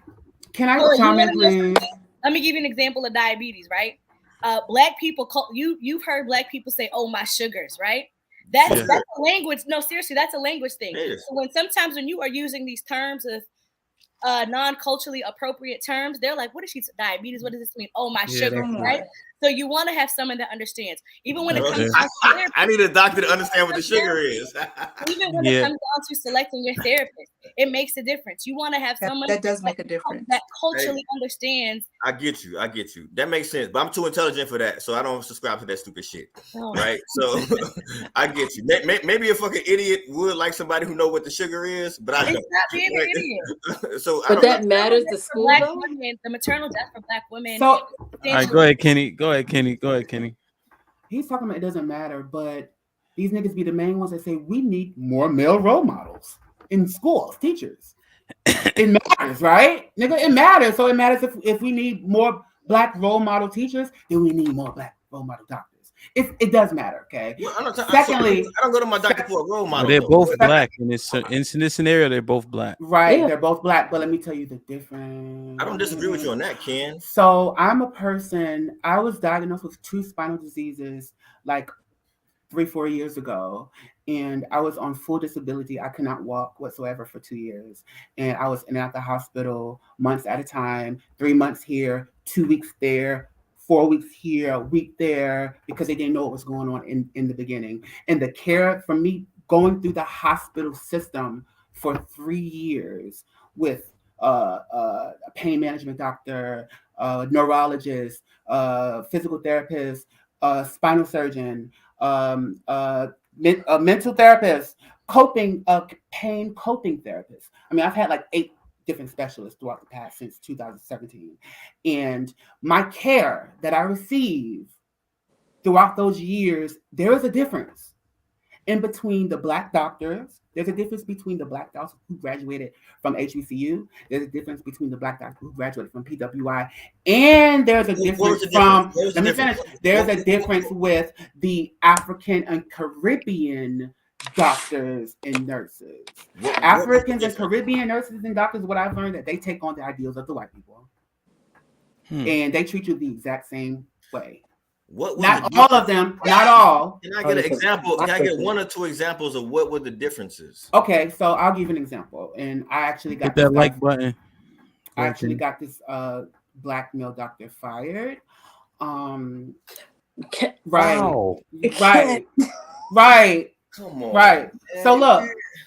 So after my first spinal surgery, where they cut me open from the mid back all the way down to my butt crack and took out a bunch of shit and whatever. Bruh. Anyway, I had drains in my back to drain out the pus, and the nurse was supposed to squeeze what's it called? Like push it out, I guess, out the pump, with all the excess blood and mucus and stuff. Yeah. Come on. And, we don't need the details of your surgery. We just need the difference in I'm going there.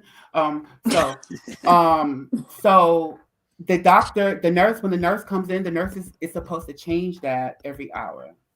So I had this one guy nurse, he graduated from NYU, and he was from Trinidad. And he treated me, when I tell you this nigga treated me like a piece of shit, but the old 80-year-old decrepit crack ass. Good morning.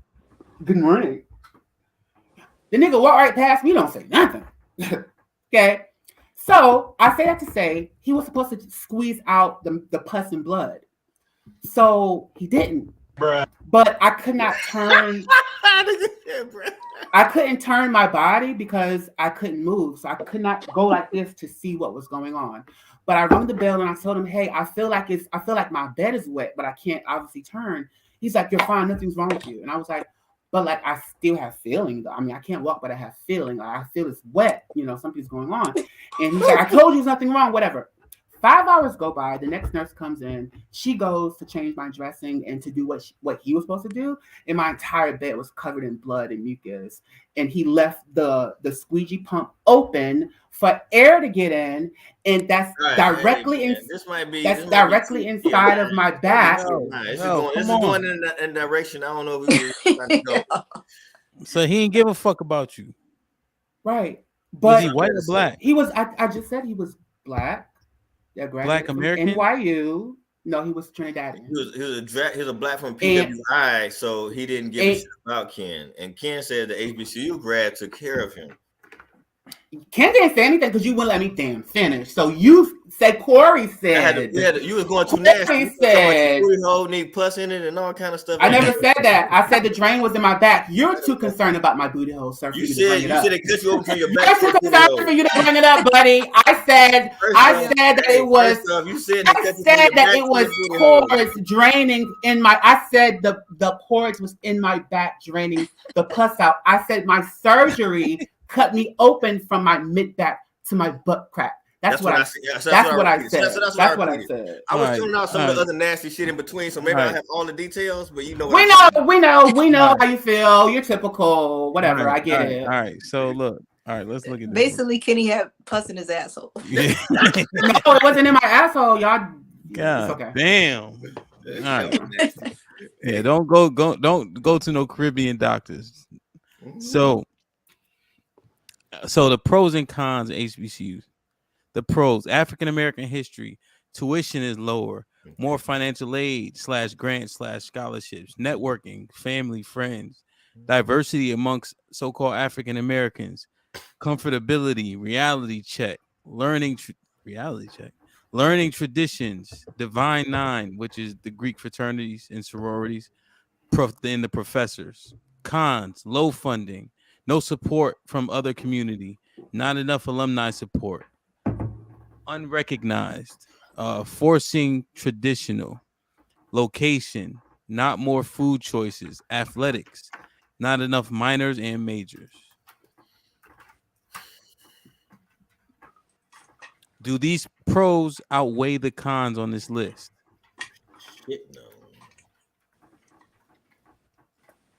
no.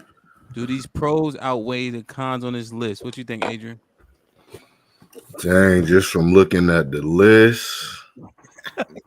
If I just look at the list, I say they do. What? Okay. I say the pros because I'm talking about just from tuition being lower. So if you look at it from a standpoint of the degree is the degree, and you need a certification anyway, and it doesn't matter the fact that you can get a degree at a lower cost. That's a huge pro. That's a huge pro. And then where I differ at too is I feel like I know people talk about like the types of education, and that's what Corey is going on. I feel like I didn't get much education at either one. It was me specializing and having to do and getting certified. That's where which taught me how to be a specialist. I think with basic degrees, you really don't move up. I don't know how it is in other professions. I know in the social work profession, the general education stuff really don't get you nowhere. That's again in human service stuff. So that's the only piece that I can speak from. It's the specialization that gets to there. So Adrian just said that he would chose the HBCU, the pros over the cons, because cheaper tuition. Are you serious right now? Right. Yes, cheap tuition, but not enough alumni support. Because most places where most people work, if you're looking for the cheapest degree, I guess go for it. Most who places. Who goes to college to get the cheapest degree they can find? Corey, let him finish. Lord, places, chill, Corey. Most places, as long as you have to meet. It's about who you know, but you have to meet the qualifications. As long as you can meet the qualifications, you are good. So I hear you on your whole PWI. I went to both. So since I went to both, I feel like I can uniquely speak to both in terms of what I got, in terms of me being in a predominantly field full of predominantly white people too. So I was just speaking to your logic. Your logic was the degree was cheaper. So I should go say like if your goal is to get the cheapest degree you can find, then sure. No. I was saying that's why the pros. I was saying that was one of my main reasons based off of the list why I would say the pros outweigh the cons of that list. And then again, too, I went to undergrad HBCU versus getting my master's at a PWI. So that's two totally different things, right? Like me getting it was just like a big extension of high school undergrad. It didn't prepare me for no real world. I didn't learn nothing. Like one of the things where it said a reality check, it wasn't a reality check for me. That joint was fun. It was just a huge high school for us to run around, party, like have a good time. No, Adrian. Now you have to add some context, though. You have to add some context. You were in all AP courses, right? So you were getting college credit. Well, but you said so you were getting college credit for 6 out of your, 4 out of your 6 classes your last year of high school. So if you were already in that mode, if you were in what was it called, basic level courses, that shit might have been. But I will say this too.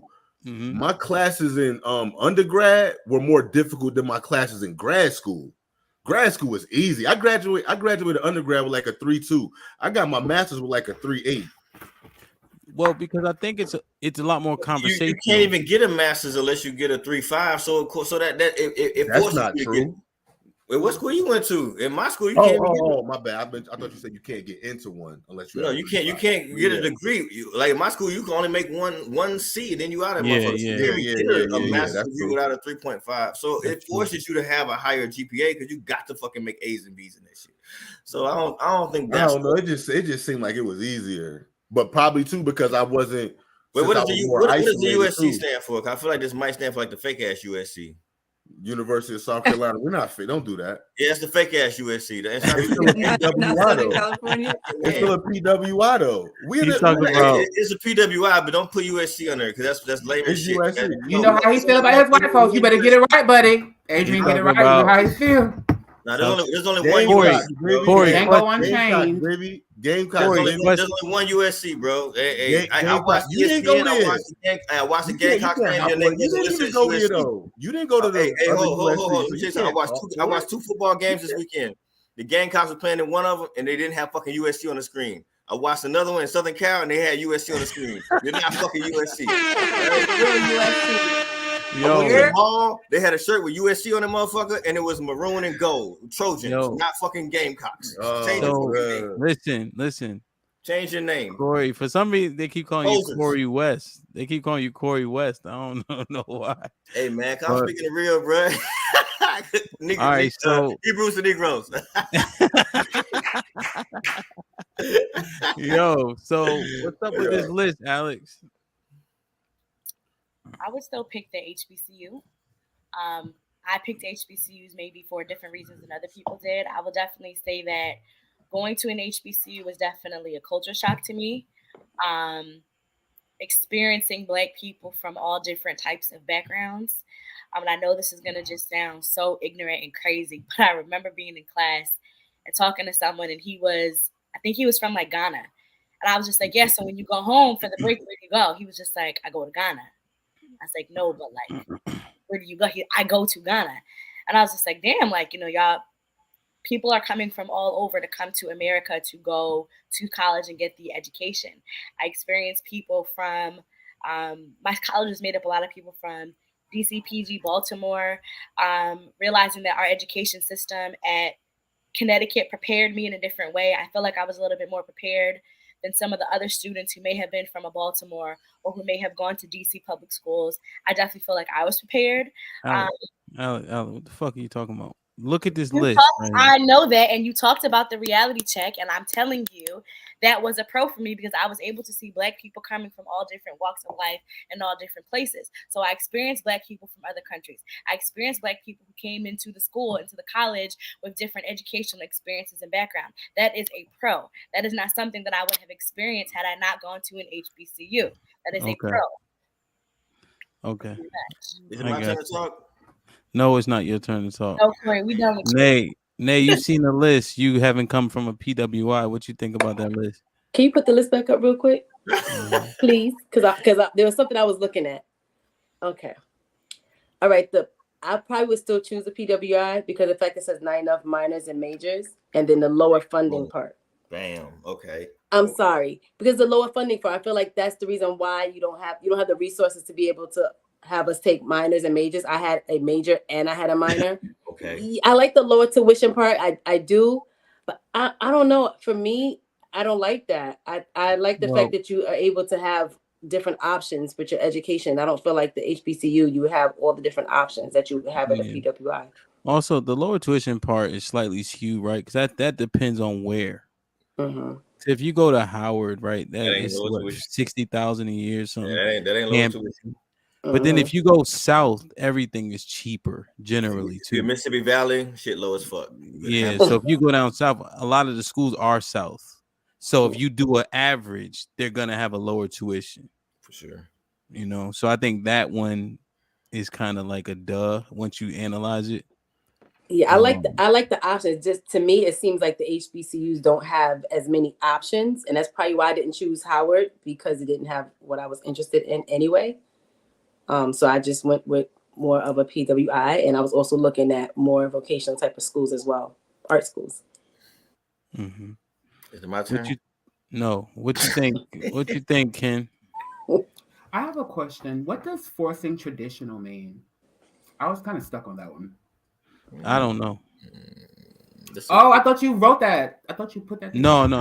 Oh, you didn't give no context. Where did you get that from? Because I saw grammatical bothering me. Hey, I've been batting 1,000 with the screenshot. So I read this one. I thought you had this some one good was ones today. I don't know where you got them from. You had some good ones today. Working, man, working. But I just looked and I like this list, and so I did this, Ken, to be fair, from some of my experiences. Like the financial aid office at the HBCU is a shit show. But how is it at PWIs? It's empty. Nobody in there. Ken, I'll give you an example of how it is. You go in there. Yeah. They mail you your checks. It's quiet. They got enough people in there to help you. They ain't telling you hold on. They don't got a ticket taker like it's 1965. Right? Let me give you a real life example of how Or it they is. drop it to your direct deposit. Yeah, exactly. A real life example of how it is week 1, Florida A&M had to play without 23 players because they ain't got the fucking right paperwork done.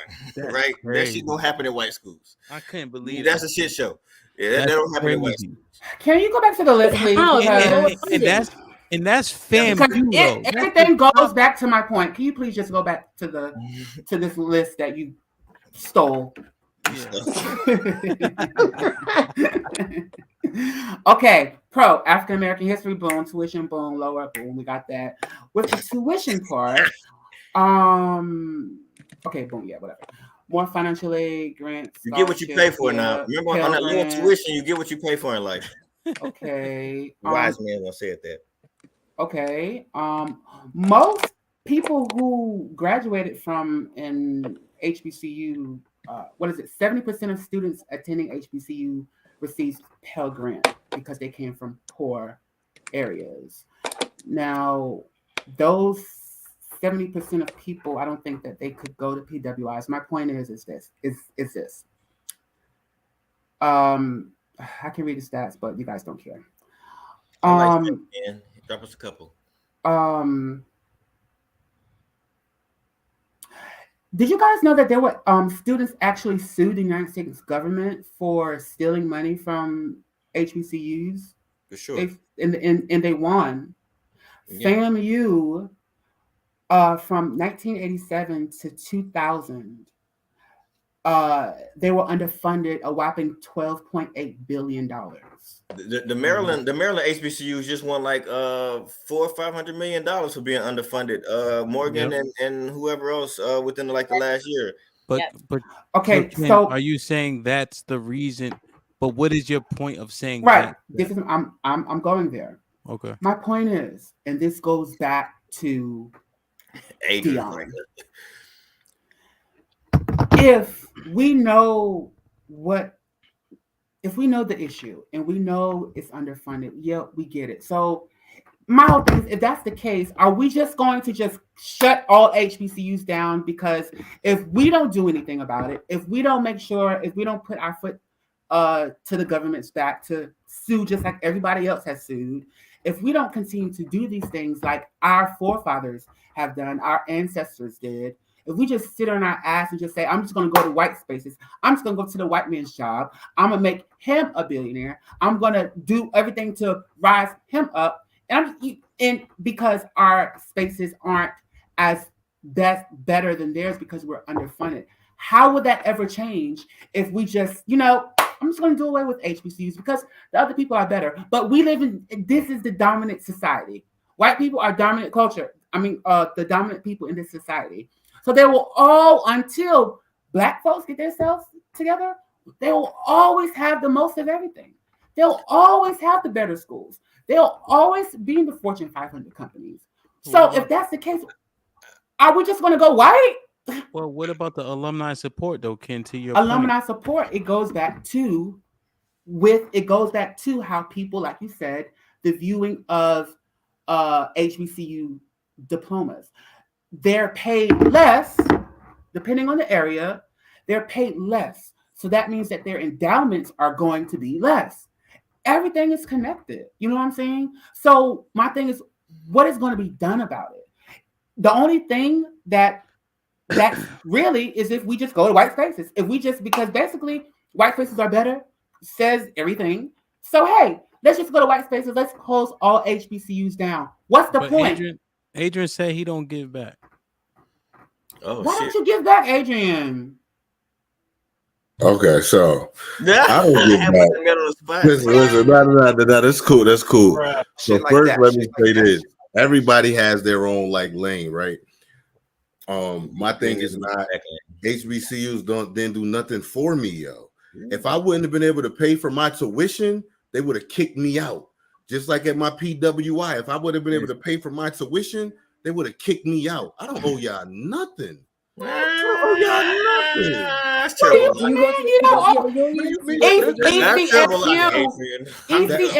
I don't know your life, Adrian. I don't know you like that, but I know of you. But I can guarantee you that ECSU created some of the best memories that you'll ever have in your life.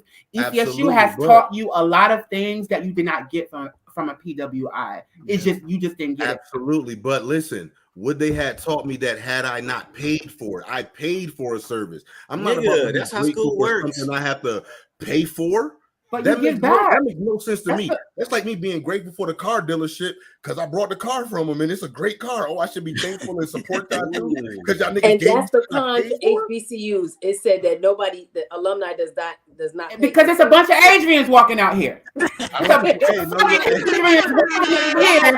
believe that they don't gotta give back to their fucking community. But so no, because the support in the HBCU is not the only way to support a community. Well, we're talking about specifically. We're talking about specifically. The school doesn't have nothing to do with supporting your community. What has to do with ECSU is our community, Adrian. Is you actually being in your community. I do couples therapy with all Black people. I do individual therapy with all Black people. I also volunteer and I coach 3 and 4-year-olds. Now my family's getting bigger, so I gotta chill. But I'm all in my community. It doesn't have to be the same way other people do it. So to y'all who feel like, oh, let me throw the bread to my HBCU because that helps me. Cool. I'm not saying you're wrong for doing it. I'm saying I'm not a type of person who is gonna help fund something when I paid for it. I paid for it. But you are sponsoring another child. I'm sponsoring who? You can be sponsoring. Go ahead. You can sponsor another child who doesn't have the opportunity to go to HBCU. By you funding your alma mater, you could be paying for another child, paying it forward for them to have money to be able to get into that school because you're funding, you're donating. Yeah, but I can help kids way more better ways than that because I don't even have no idea where that money going to. You know what I'm saying? Ultimately, I want to build my own scholarship and give it to kids to go to wherever they want to go to. That's way better for me to give it directly to the child to pick what school he wants than to give it to ECSU. I will never give them a dime, but I will never give them a dime either. Wow. Have you ever visited ECSU after you graduated? Have you ever visited ECSU after you graduated? Yeah. You walked your black ass on campus. You walked your black ass on campus. You ain't get him a damn dollar, nigga. Nigga, I gave him like 20 a year. What do you mean? Why? They gave you a diploma too. They gave you a degree in exchange for your money. So this they gave you experience. This is my question. You wouldn't be out for alpha if it weren't for ECSU. But I paid for it. Exactly. But that's what I'm telling you. So tell me anything else that you pay for that you just randomly give free money to when you have to pay Adrian. Okay, I give money to homeless people. Ken, let me start before. Adrian, do you think like the field nights of the world, do you think they paid to go to school too? Like, why do you think any major donor at the school paid to go to school? They absolutely did. But nigga, I'm not them. I'm not doing this. How you all super hyped up? And that's why your school not their school, though. That's why your school not their school. That's just you. That's just you. That is philanthropic. LSU, and you didn't go to the real, and that defines you, and you stand on that, and you, nigga, that shit means nothing to most people, bro. That shit means nothing to the average. It means something to everybody. What are you talking about? What are you talking about? Nothing. It means nothing to most people. Who's most people? ECSU do things in the community. Y'all keep cutting me off. Yes. I'm talking. My bad. What I'm saying is, if y'all love y'all schools and y'all want to support schools and y'all feel like that is what y'all are doing and it helps the community and for every reason, I'm not saying y'all wrong for doing it. I'm not saying y'all are wrong for doing it. I'm saying my lane is something different. And the way I operate is if I pay for something, I'm not going to then feel obligated to help, and I don't see the importance of me giving back to my HBCU. That's shit me. Like that. That's me. And that's why HBCU. That's one reason why HBCU is gonna fucking suck forever. There's niggas. That's cool. That's not my problem because I went there and I'm still the GOAT in my profession. That's cool, but I went to a PWI too. Shit like that. I feel like that there's millionaires, there's people who dominate with little education. The people who run the world don't even have college degrees. And y'all putting all of this on you don't need an you don't even need to go to school to dominate in the United States. That's not true. That's not true that you don't need to go to school to dominate in the United States. Yeah, no, that's not. That's absolutely not true. Okay. You can't be president. You can't be a senator. You can't be none of that shit. What does that have to do with? I'm talking about dominating. Those people that make the laws, that's what dominates. I'm talking about dominating in terms of you being successful. Whoever Steve Jobs dominating in terms Mark Zuckerberg. You think Mark Zuckerberg didn't go to school? That you don't have to go to school to dominate. Look at the dominating in terms of outlier is not the fucking. The president don't even run the fucking United States. They don't run nothing. Congress run it. And everybody in that motherfucker went to school. Everybody, Congress won it, and everybody in Congress went to school. And 80% of Black Congress people went to HBCUs. By the way, it's two Black people in Congress. Nigga, shut up. What does that mean? And one of them is fucking talk, Hamp. Basically, let me fucking talk. It's been too much stupidity being spoken. Hamp, it's my turn to speak. First off, go ahead. Adrian being asinine. Right now, fucking first thing, Black people need to absolutely fucking give back and donate. HBC. First off, I never, even though I stand up for my school and I'll debate against PWI versus HBCU. HBCUs are absolutely important when it comes to educating Black people, and I think we absolutely need HBCUs. Don't get it twisted. I understand the importance of them, and I think they're necessary. And the only way they're gonna survive is if we fucking give back to them, bro. Money don't fucking grow on trees. These white schools survive because they have fucking stupid large endowments. You got over here, with $4,000 of endowment trying to figure out why your school don't survive, nigga, because you ain't gave back, right? No. And ECSU gets $15 million a year. I'm not trying to figure out why my school don't survive because I don't care whether they survive or not. That's not my lane. But you should. They did something in your community. We can't convert selfish ass niggas. We can't convert selfish ass niggas. No, you can, because there's so many different things that's wrong in terms of what our community needs, right? So just because education was important, though. Education was most important. Education was most important. Didn't you? Is education most important? No. From a university, absolutely not. Studying is most important. Education ain't most important. Coaching the basketball team is most important. Because coaching the 3-year-old basketball team is more important than giving back to education. You interrupting because you losing, bro. Chill.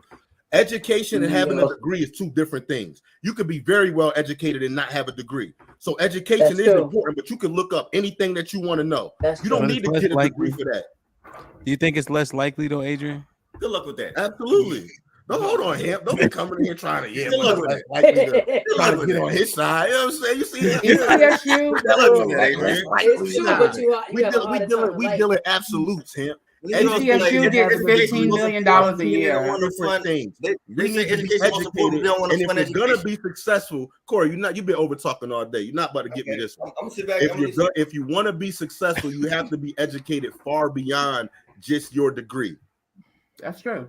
Hemp, you got your degrees, but the majority of the reason why you successful and why you a go-getter has nothing to do with the degree that you have. It's field experience, life skills. That's not true. I'm gonna That's not tell true. you like Oh, this. well, I'm gonna tell you like hold. this. Listen, I got a degree. The only reason I live in this house is because of my fucking degree, not because of the shit I learned outside of that. Right? Listen, my employer don't pay for the shit I learned outside of my degree. My employer only pays for the shit I learned at school. Listen, so you needed that though, Corey. You needed that education, and everything that you got from school gave you the structure that you needed to be successful. What Adrian is saying is most people don't need that Get the fuck out in order to be successful. That's not even true. I don't think it's true. The reason is because you have to define success, right? So if you take me, I know I'm an outlier because of like the money I bring in. So if you don't have an education, which includes certifications, right? HVAC, things of that nature, that's school. You're not gonna make you're gonna be capped at a particular amount of money unless you become some sort of outlier.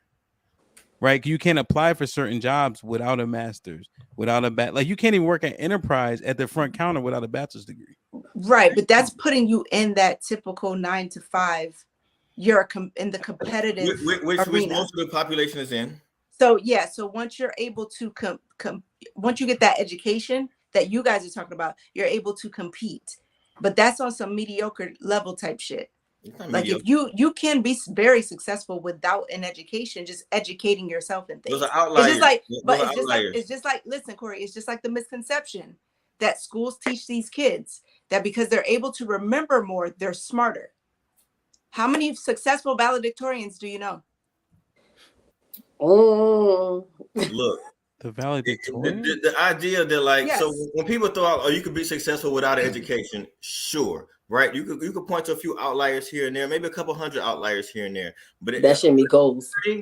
So the stats say if you have a degree, you'll make 10 times more than a person without a degree. That's a fact. That's a stat, right? It's a fact. Yeah, that's true. So $992,000 more in your lifetime you can make.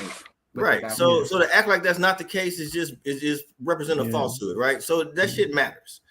All right. And matters. So but do you factor in? Wait. Do you factor in? Do you factor in the student loan debt? Do you factor in all those things that you don't? Wait. Student loan debt is not in the set. That's not everybody. I didn't have no student loan debt, right? So you had scholarships. Hey, we talking about shit. I didn't have student loan debt, so they got other options for you. Everybody, not you don't have to have student loan debt to get a degree. But I again, got a master's degree too. All right. So what I understand is that if it's that great and it's for the masses, that's a major red flag. If it's just for everybody, like everybody just supposed to take that one path, and that's going to guarantee success, and that's going to guarantee this great amount of money. He said there are some outliers. There are some people that can still be successful, but not having that. Outliers is a small minority. We're speaking about the majority, correct? Yeah. So I hear what the fuck's going on. So the majority. So yes, most people. I'm not speaking in absolute. So let me correct myself. Most people should take that path in order to be successful because they can't do it any other way. A formal education is going to lead to a higher likelihood of success in this country than financial success or financial security. And but even thinking wise, if you do not have that academic background, if you do not have like a BS, a BA, and now even like your master's, you don't have that. But you're not even looked at. But is that success or financial security? To his point, it depends on what you deem as success. Everybody deems it differently. Let's just define it. Financial security is success here. All right. So in that case, then what I say stands. Yeah, you need the education. Whoever said I disagree. I'm not raising no kid out of my house talking about you need to go to college to get an education in order. What they gonna do? What they gonna do? Preference. What they gonna do? Q, what they gonna do to make money? But I think Q, what Ham said. No. Let Q answer the question. What the fuck is this kid she gonna do to not go to school to make money? There's so many fucking things.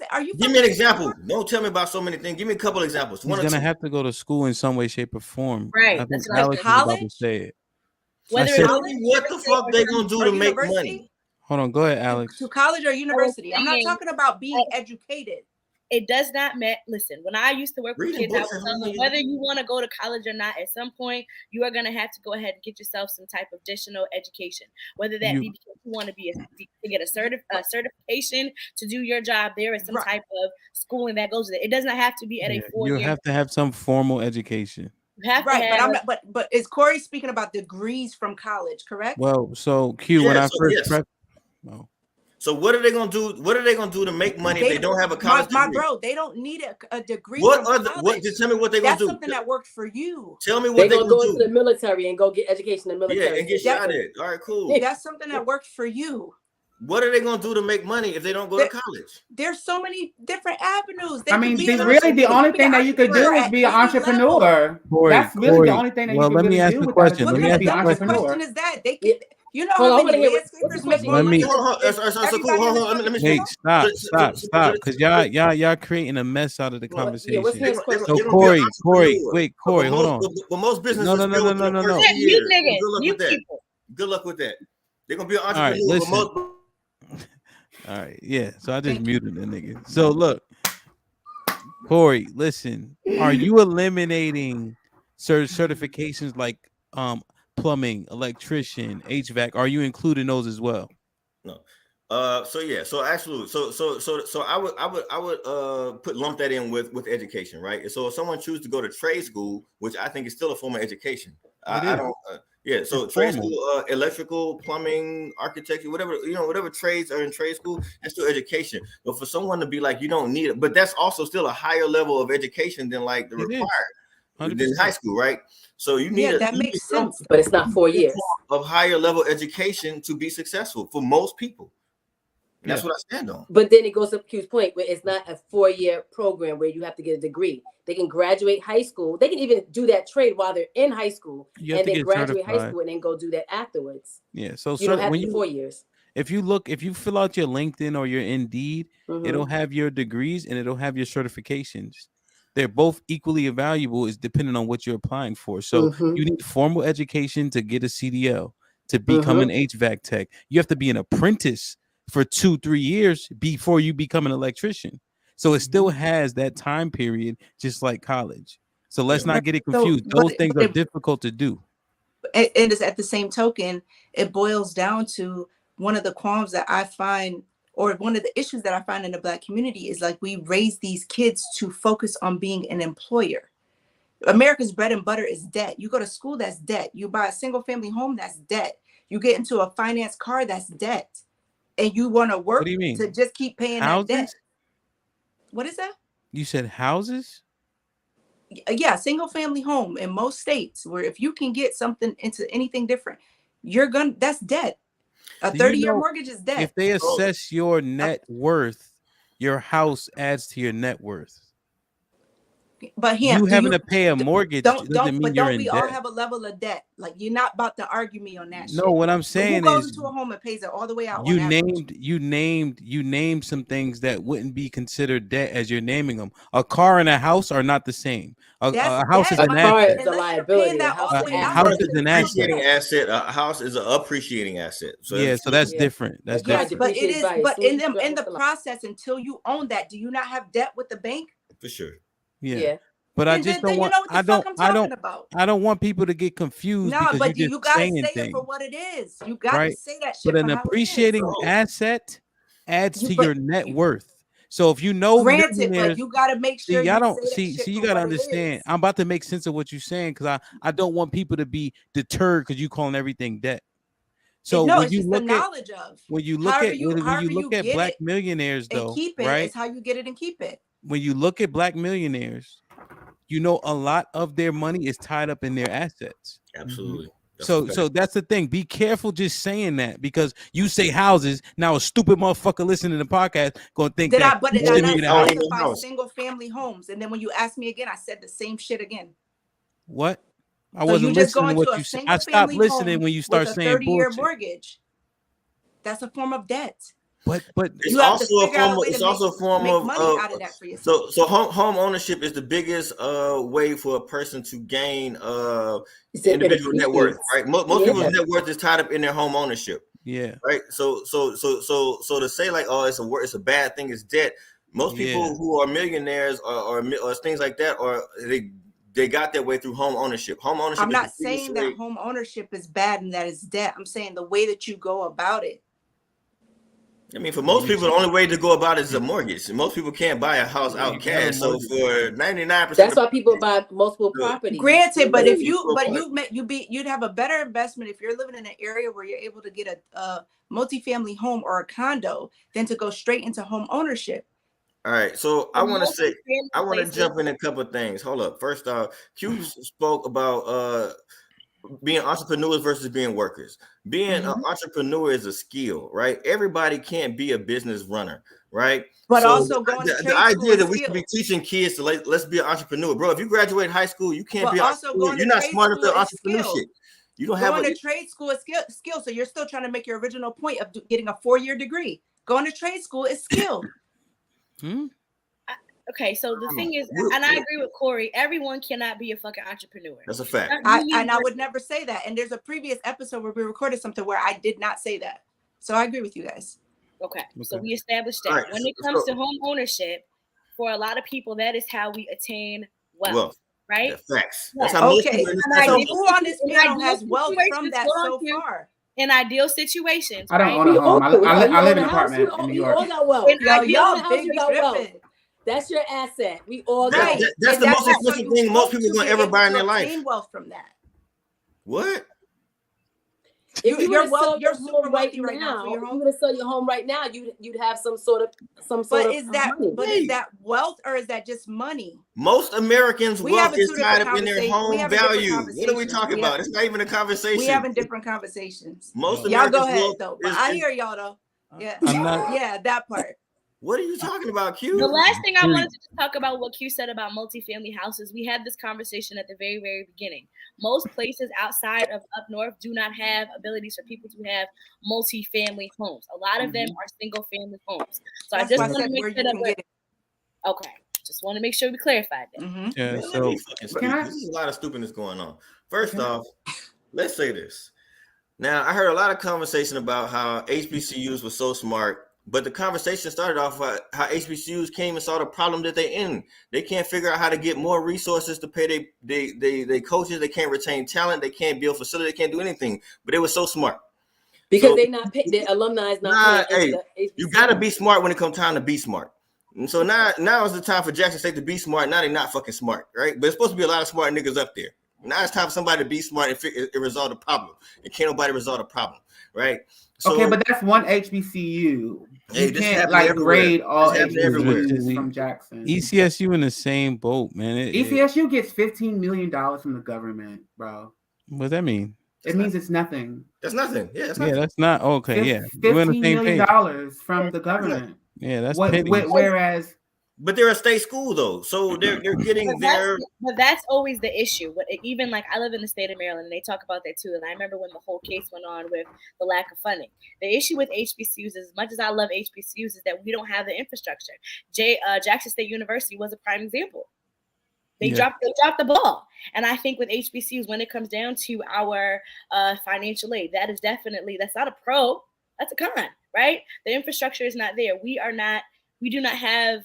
I think as a whole collectively, which is my opinion, we do not have the business sense to fix things. We don't have the infrastructure. We don't have the finance. We don't have the money. I disagree with that, babe. We don't have the money from the state to give us that support and to help us have that infrastructure. We don't have the money. So because of that, we are depending solely on alumni. That's not okay. I'll say this because I had this conversation with my boy. So when it comes to sports, most of the money comes from for people who actually have money comes from TV revenue, right? And HBCUs haven't figured out a way to get TV revenue, right? And that's where it comes with brain power, right? We got to figure out someone who can go in here and find us a way to get a TV deal because that's where we can get instant money like that, right? There was a conference just signed a $1 billion TV deal. Yeah. My school got like 70 million from our portion of the TV money last year, right? So this shit. it would trump all of the fucking HBCU's budget altogether, just our TV revenue. So we got to figure out the business side of shit, and we got to use some brain power. What Alex is saying covers all of that. We don't have the right acumen in places. We got people stealing money, not being put in the right buckets. I mean, how does Dion not get the money that he brought in? Those stadiums. Can I say this? Can I say this? I think one of the reasons why there is everything that you guys are, the cons basically. I think it goes along with in the Black community, the elders don't know when to sit the fuck down. That's true. They don't know when to sit the fuck down. They die in the positions that they're in, and things evolve. Yes, the same way the handbook of racism evolves every year. You have to evolve. Yeah, if there's a bunch of people there in those positions, they should not be there. The younger people, the 30-year-olds, the 40-year-olds should be in those positions because we are in this era now. This is our era. So we know social media. We know how to crowdfund. We know how to, how to get things done. However, they won't give up their positions. So I believe that is one of the reasons why. And this is in Black families. This is across the board. The elders just don't know when to sit the fuck down. Yeah, I think you're right. I think you're right. 100%. We definitely need like a youth infusion into the shit for sure. There was a comment about like CDL drivers making people look silly with financials, right? Time is also money. I think that's what people misconstrue.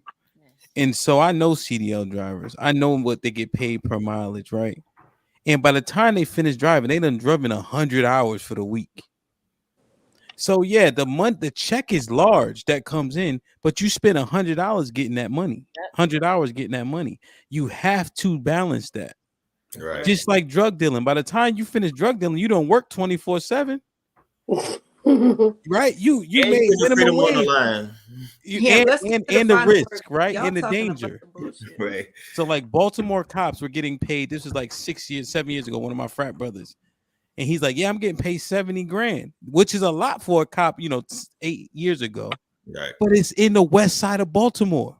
How much overtime did you have to put in? Life on the line, and you put in overtime. The danger, the overtime, so yeah, it's they get them big checks. It's cool, but all the pain you don't put in, like all my friends that are COs, they get remanded where they got to stay there, work double after double. So yeah, the check is fat, but you don't even know your kid walking, you miss it. There's so much shit you miss. You know what I'm saying? So I come from a family of truck drivers. Yeah, I fuck with the truck driver, but you know what I mean? They do pull in long hours. However, they can retire extremely early.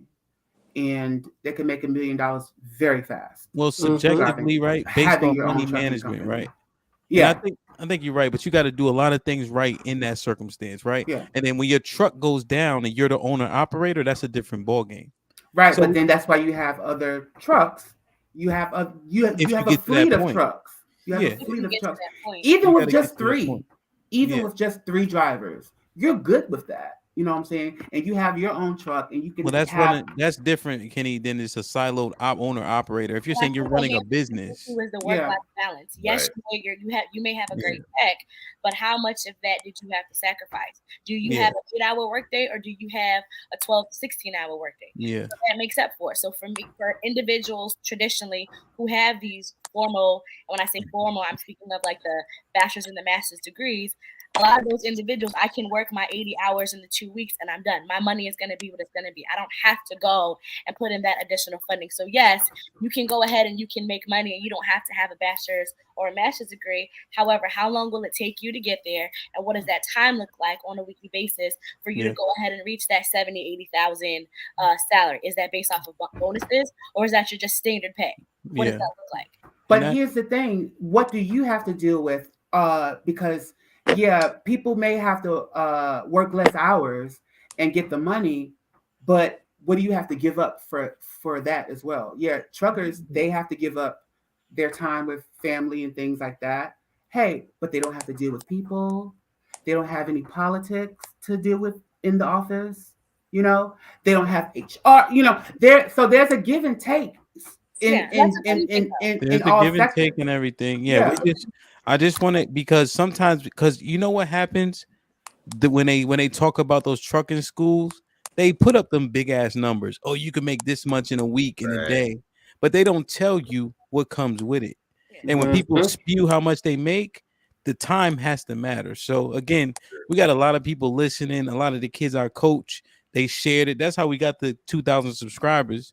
So I'm just thinking like, young boy, let's make sure you understand type shit. I mean, that's just like an Uber driver in New York can make $700 damn, in a Kenny, day. can I transition, or you just All saying right, go fuck ahead. it? I'm just like, nigga, I didn't know you was transitioning. Go ahead. Do you hear? You know I love you. Hey, look. Love you too, bro. Like, share, subscribe, tell a friend to tell a friend. I just want to ask this question. I know Alice getting tired because she got to hand out lollipops tomorrow at work. So, you know, I don't want to hold her. She over here got her face propped up like this. Yeah, man. This nigga, man. Hold on. Put him in the fucking bedroom. Get him out of here. You know, Give us one more question, Happen. We out of here. all right. God forbid she got to hand out candy canes and shit. All right. Final thought shit. Fuck that. Nah, fuck that. Q, you got your arms out again. I see you. Would you send your kid to an HBCU, Alex?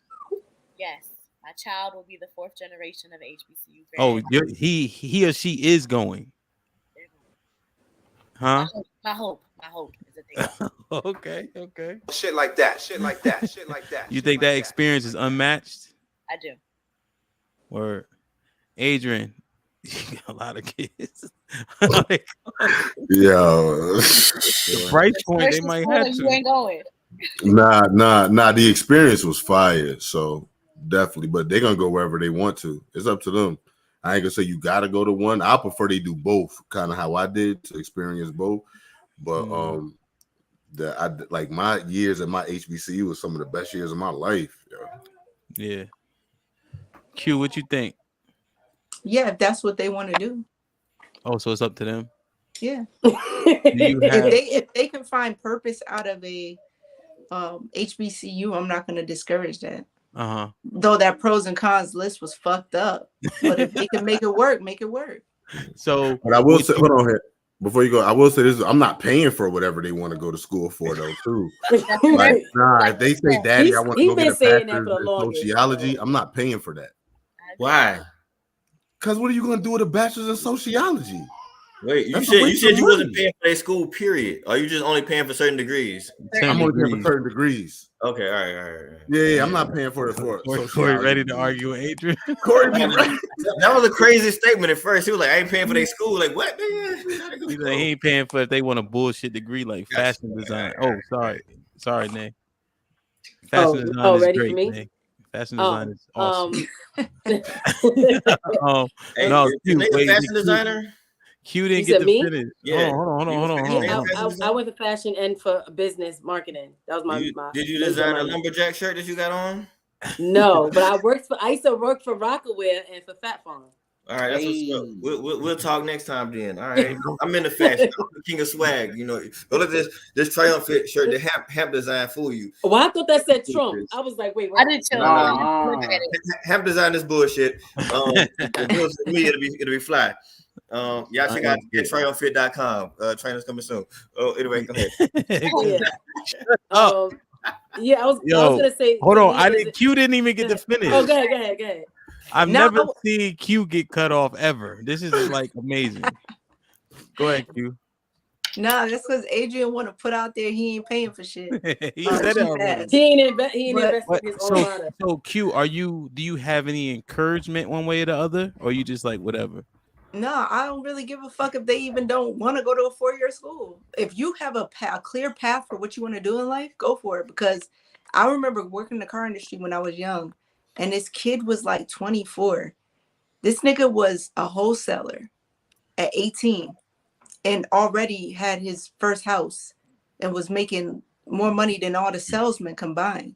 He took his college money and invested in his first fleet.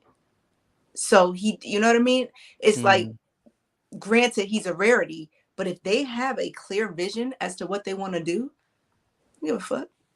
Okay, that's fair. I know I see some situations like that where oftentimes, not saying that person, but like their dad or mom or parents used to do that business, and then they kind of just like invest into what they already know type shit. You know, not saying him, but just, you know what I Yeah, mean? They he was kind a of get that idea. transgender. Yeah, his parents were Okay. into some other shit. Oh, word. Okay. Yeah. Nay, what you think? You sending your kid to a HBCU? Honestly, to me, it doesn't matter where you want to go. Granted, just because I went to a PWI doesn't matter to me. It depends on what they value. What are the pros and cons between the two? And we would have to sit there and discuss what would be better for them and what are they looking to achieve from the HBCU or the PWI. So what it if doesn't they really want matter to be? to me.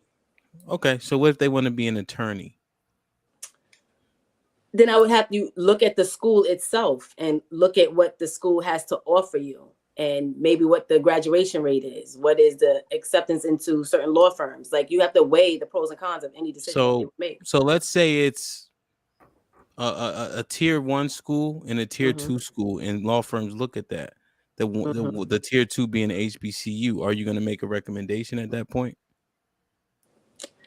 Yeah, but then it also boils down to funding as well. Who's going to give you the most financial aid, or will give you the most scholarship money?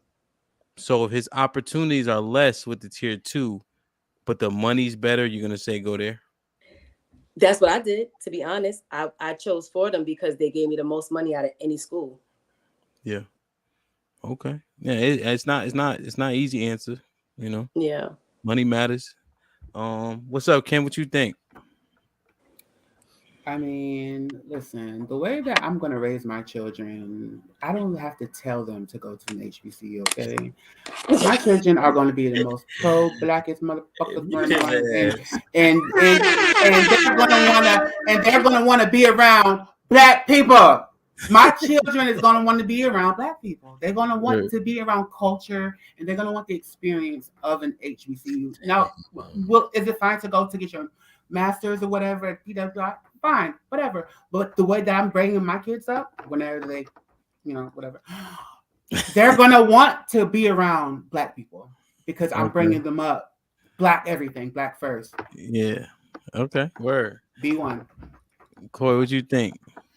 I would be open to my kids going to HBCUs. I'm actually probably like the only person from my family who went to a PWI. My mom, actually me and my dad. All of my siblings went to PWI. My brothers and sisters, they went to Southern. My mom went to Southern.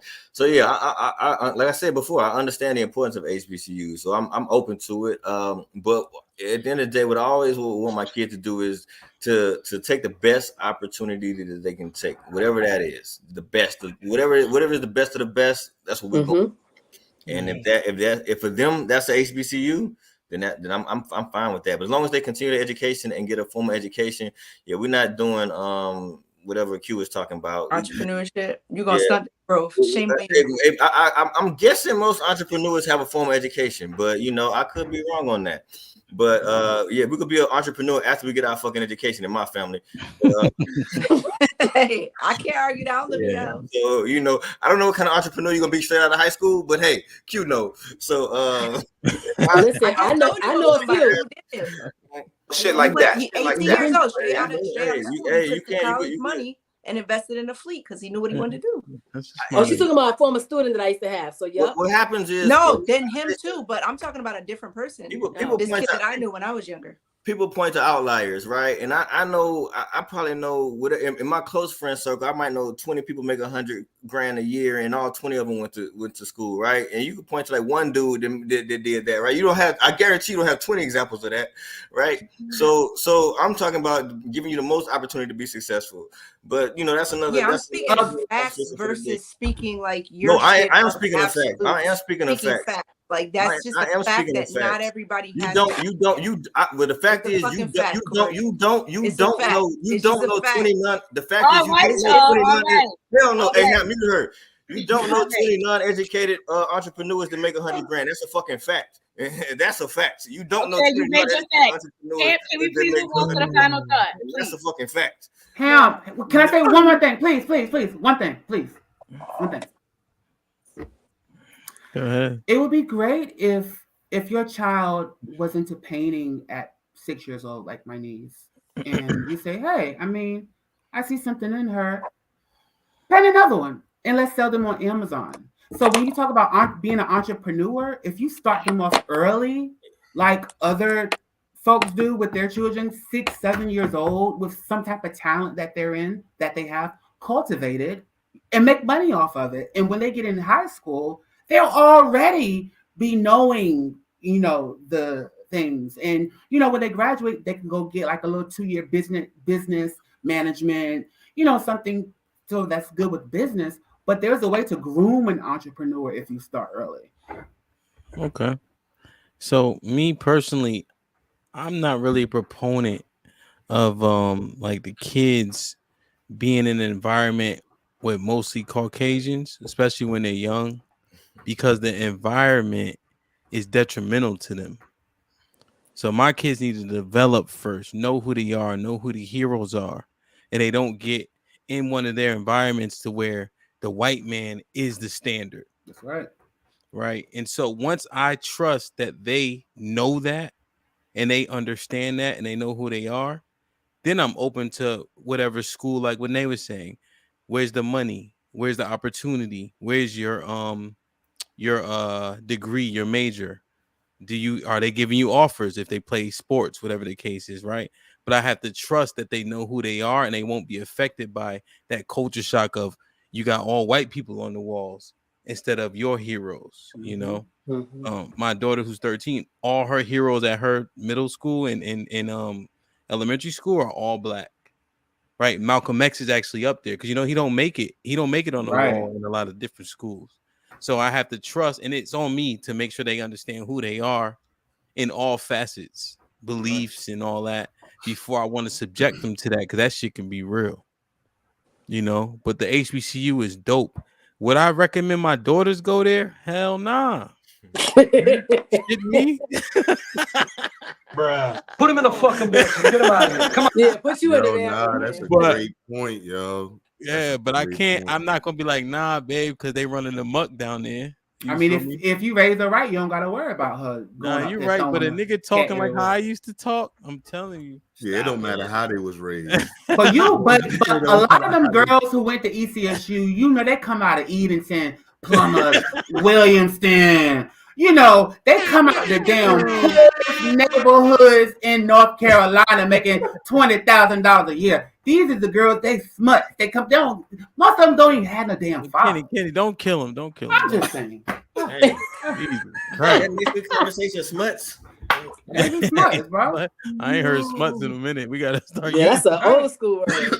Yo, but yeah, so it just depends. The entrepreneur thing is scary to me too, because 90% of the world, maybe 80%, I'll give people more credit that are supposed to be workers. Dude, 90% of the world is supposed to be workers. Yeah, that's what I wanted. 90% of the world is supposed to be working, and that's okay. Yeah. It's okay to get a job and feed your family and dump trash or do accounting or move furniture, whatever the case is. The entrepreneur can't have a business if you don't have no workers. Yeah. And before you can be an entrepreneur, you have to know how to be a worker. Yeah, you better be able to work. You know what I'm saying? And so and if you entrepreneur like me, myself, I've done a lot of things, but like right now, my biggest thing is DJing, and it's just me. You know what I mean? So I don't have to depend on anybody. It's equipment. I've been training some people up to build a conglomerate, but I've done a lot of other things like moving where you have to have people. Right.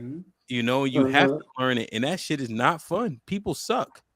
Yes. My uncle has a moving company in Georgia, and man, he go through people like great.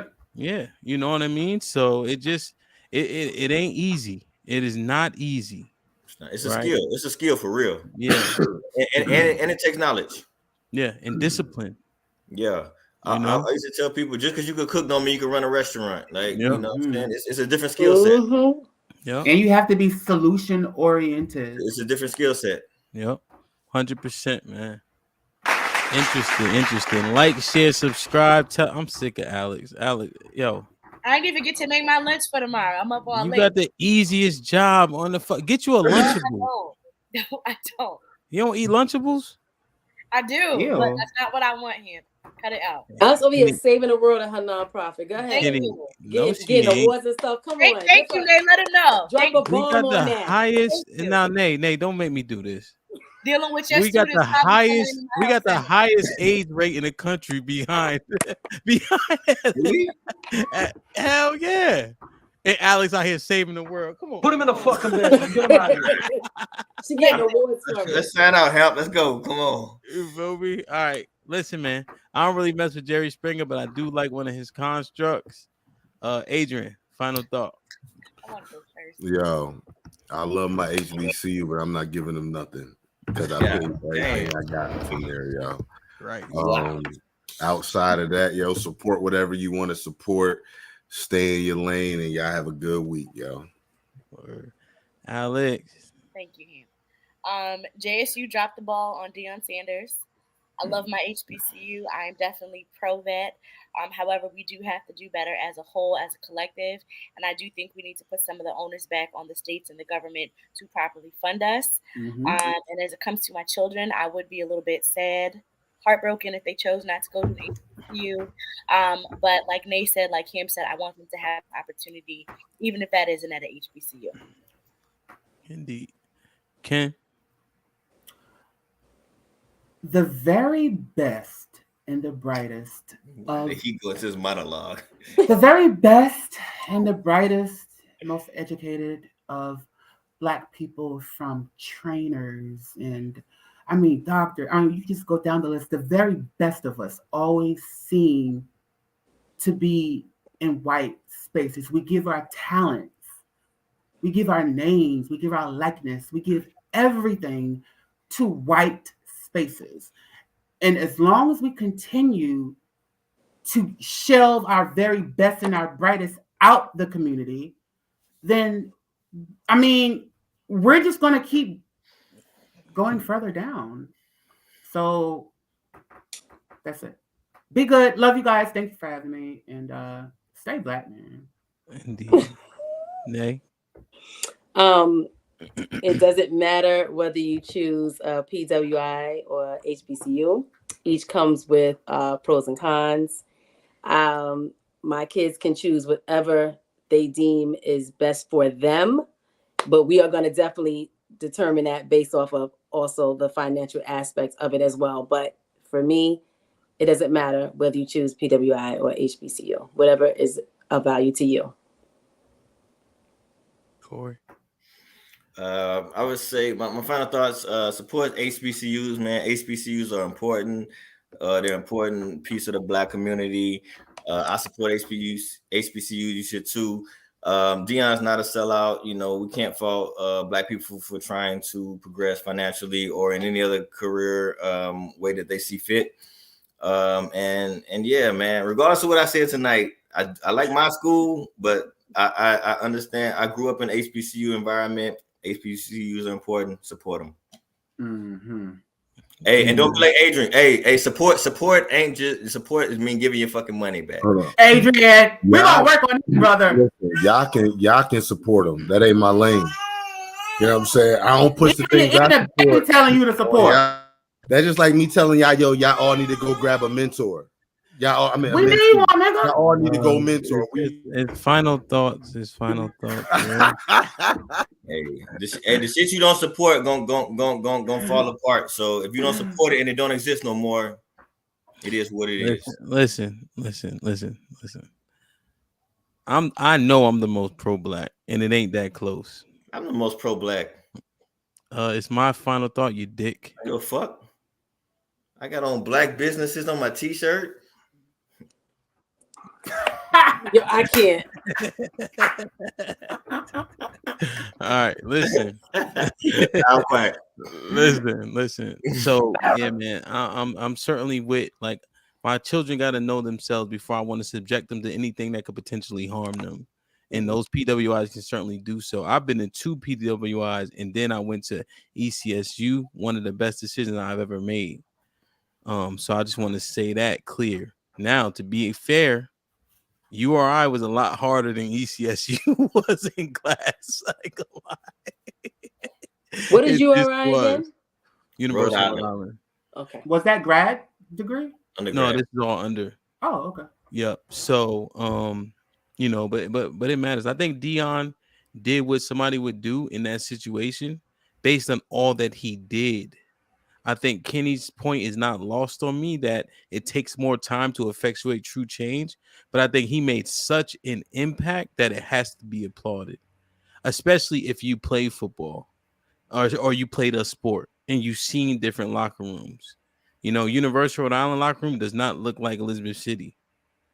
You know what I mean? And that's all small scale, right? So Jackson's still not a lower tier HBCU, and they don't have clean drinking water in Mississippi, right? Like, it's just a goddamn shame. You robbing the man. It's a shame, right? And you went to Colorado, who's not a top tier football powerhouse, and did you see the facility with him just walking through? Crazy. There is a difference, right? And we would be remiss to think even Dion can't be influenced by comfort. You know what I mean? But it's hard out here. So if you can support monetarily, do so. If you can support how Adrian supports, do so, right? If words matter too, say the right things, do the right things, influence the right people, but don't just be stagnant.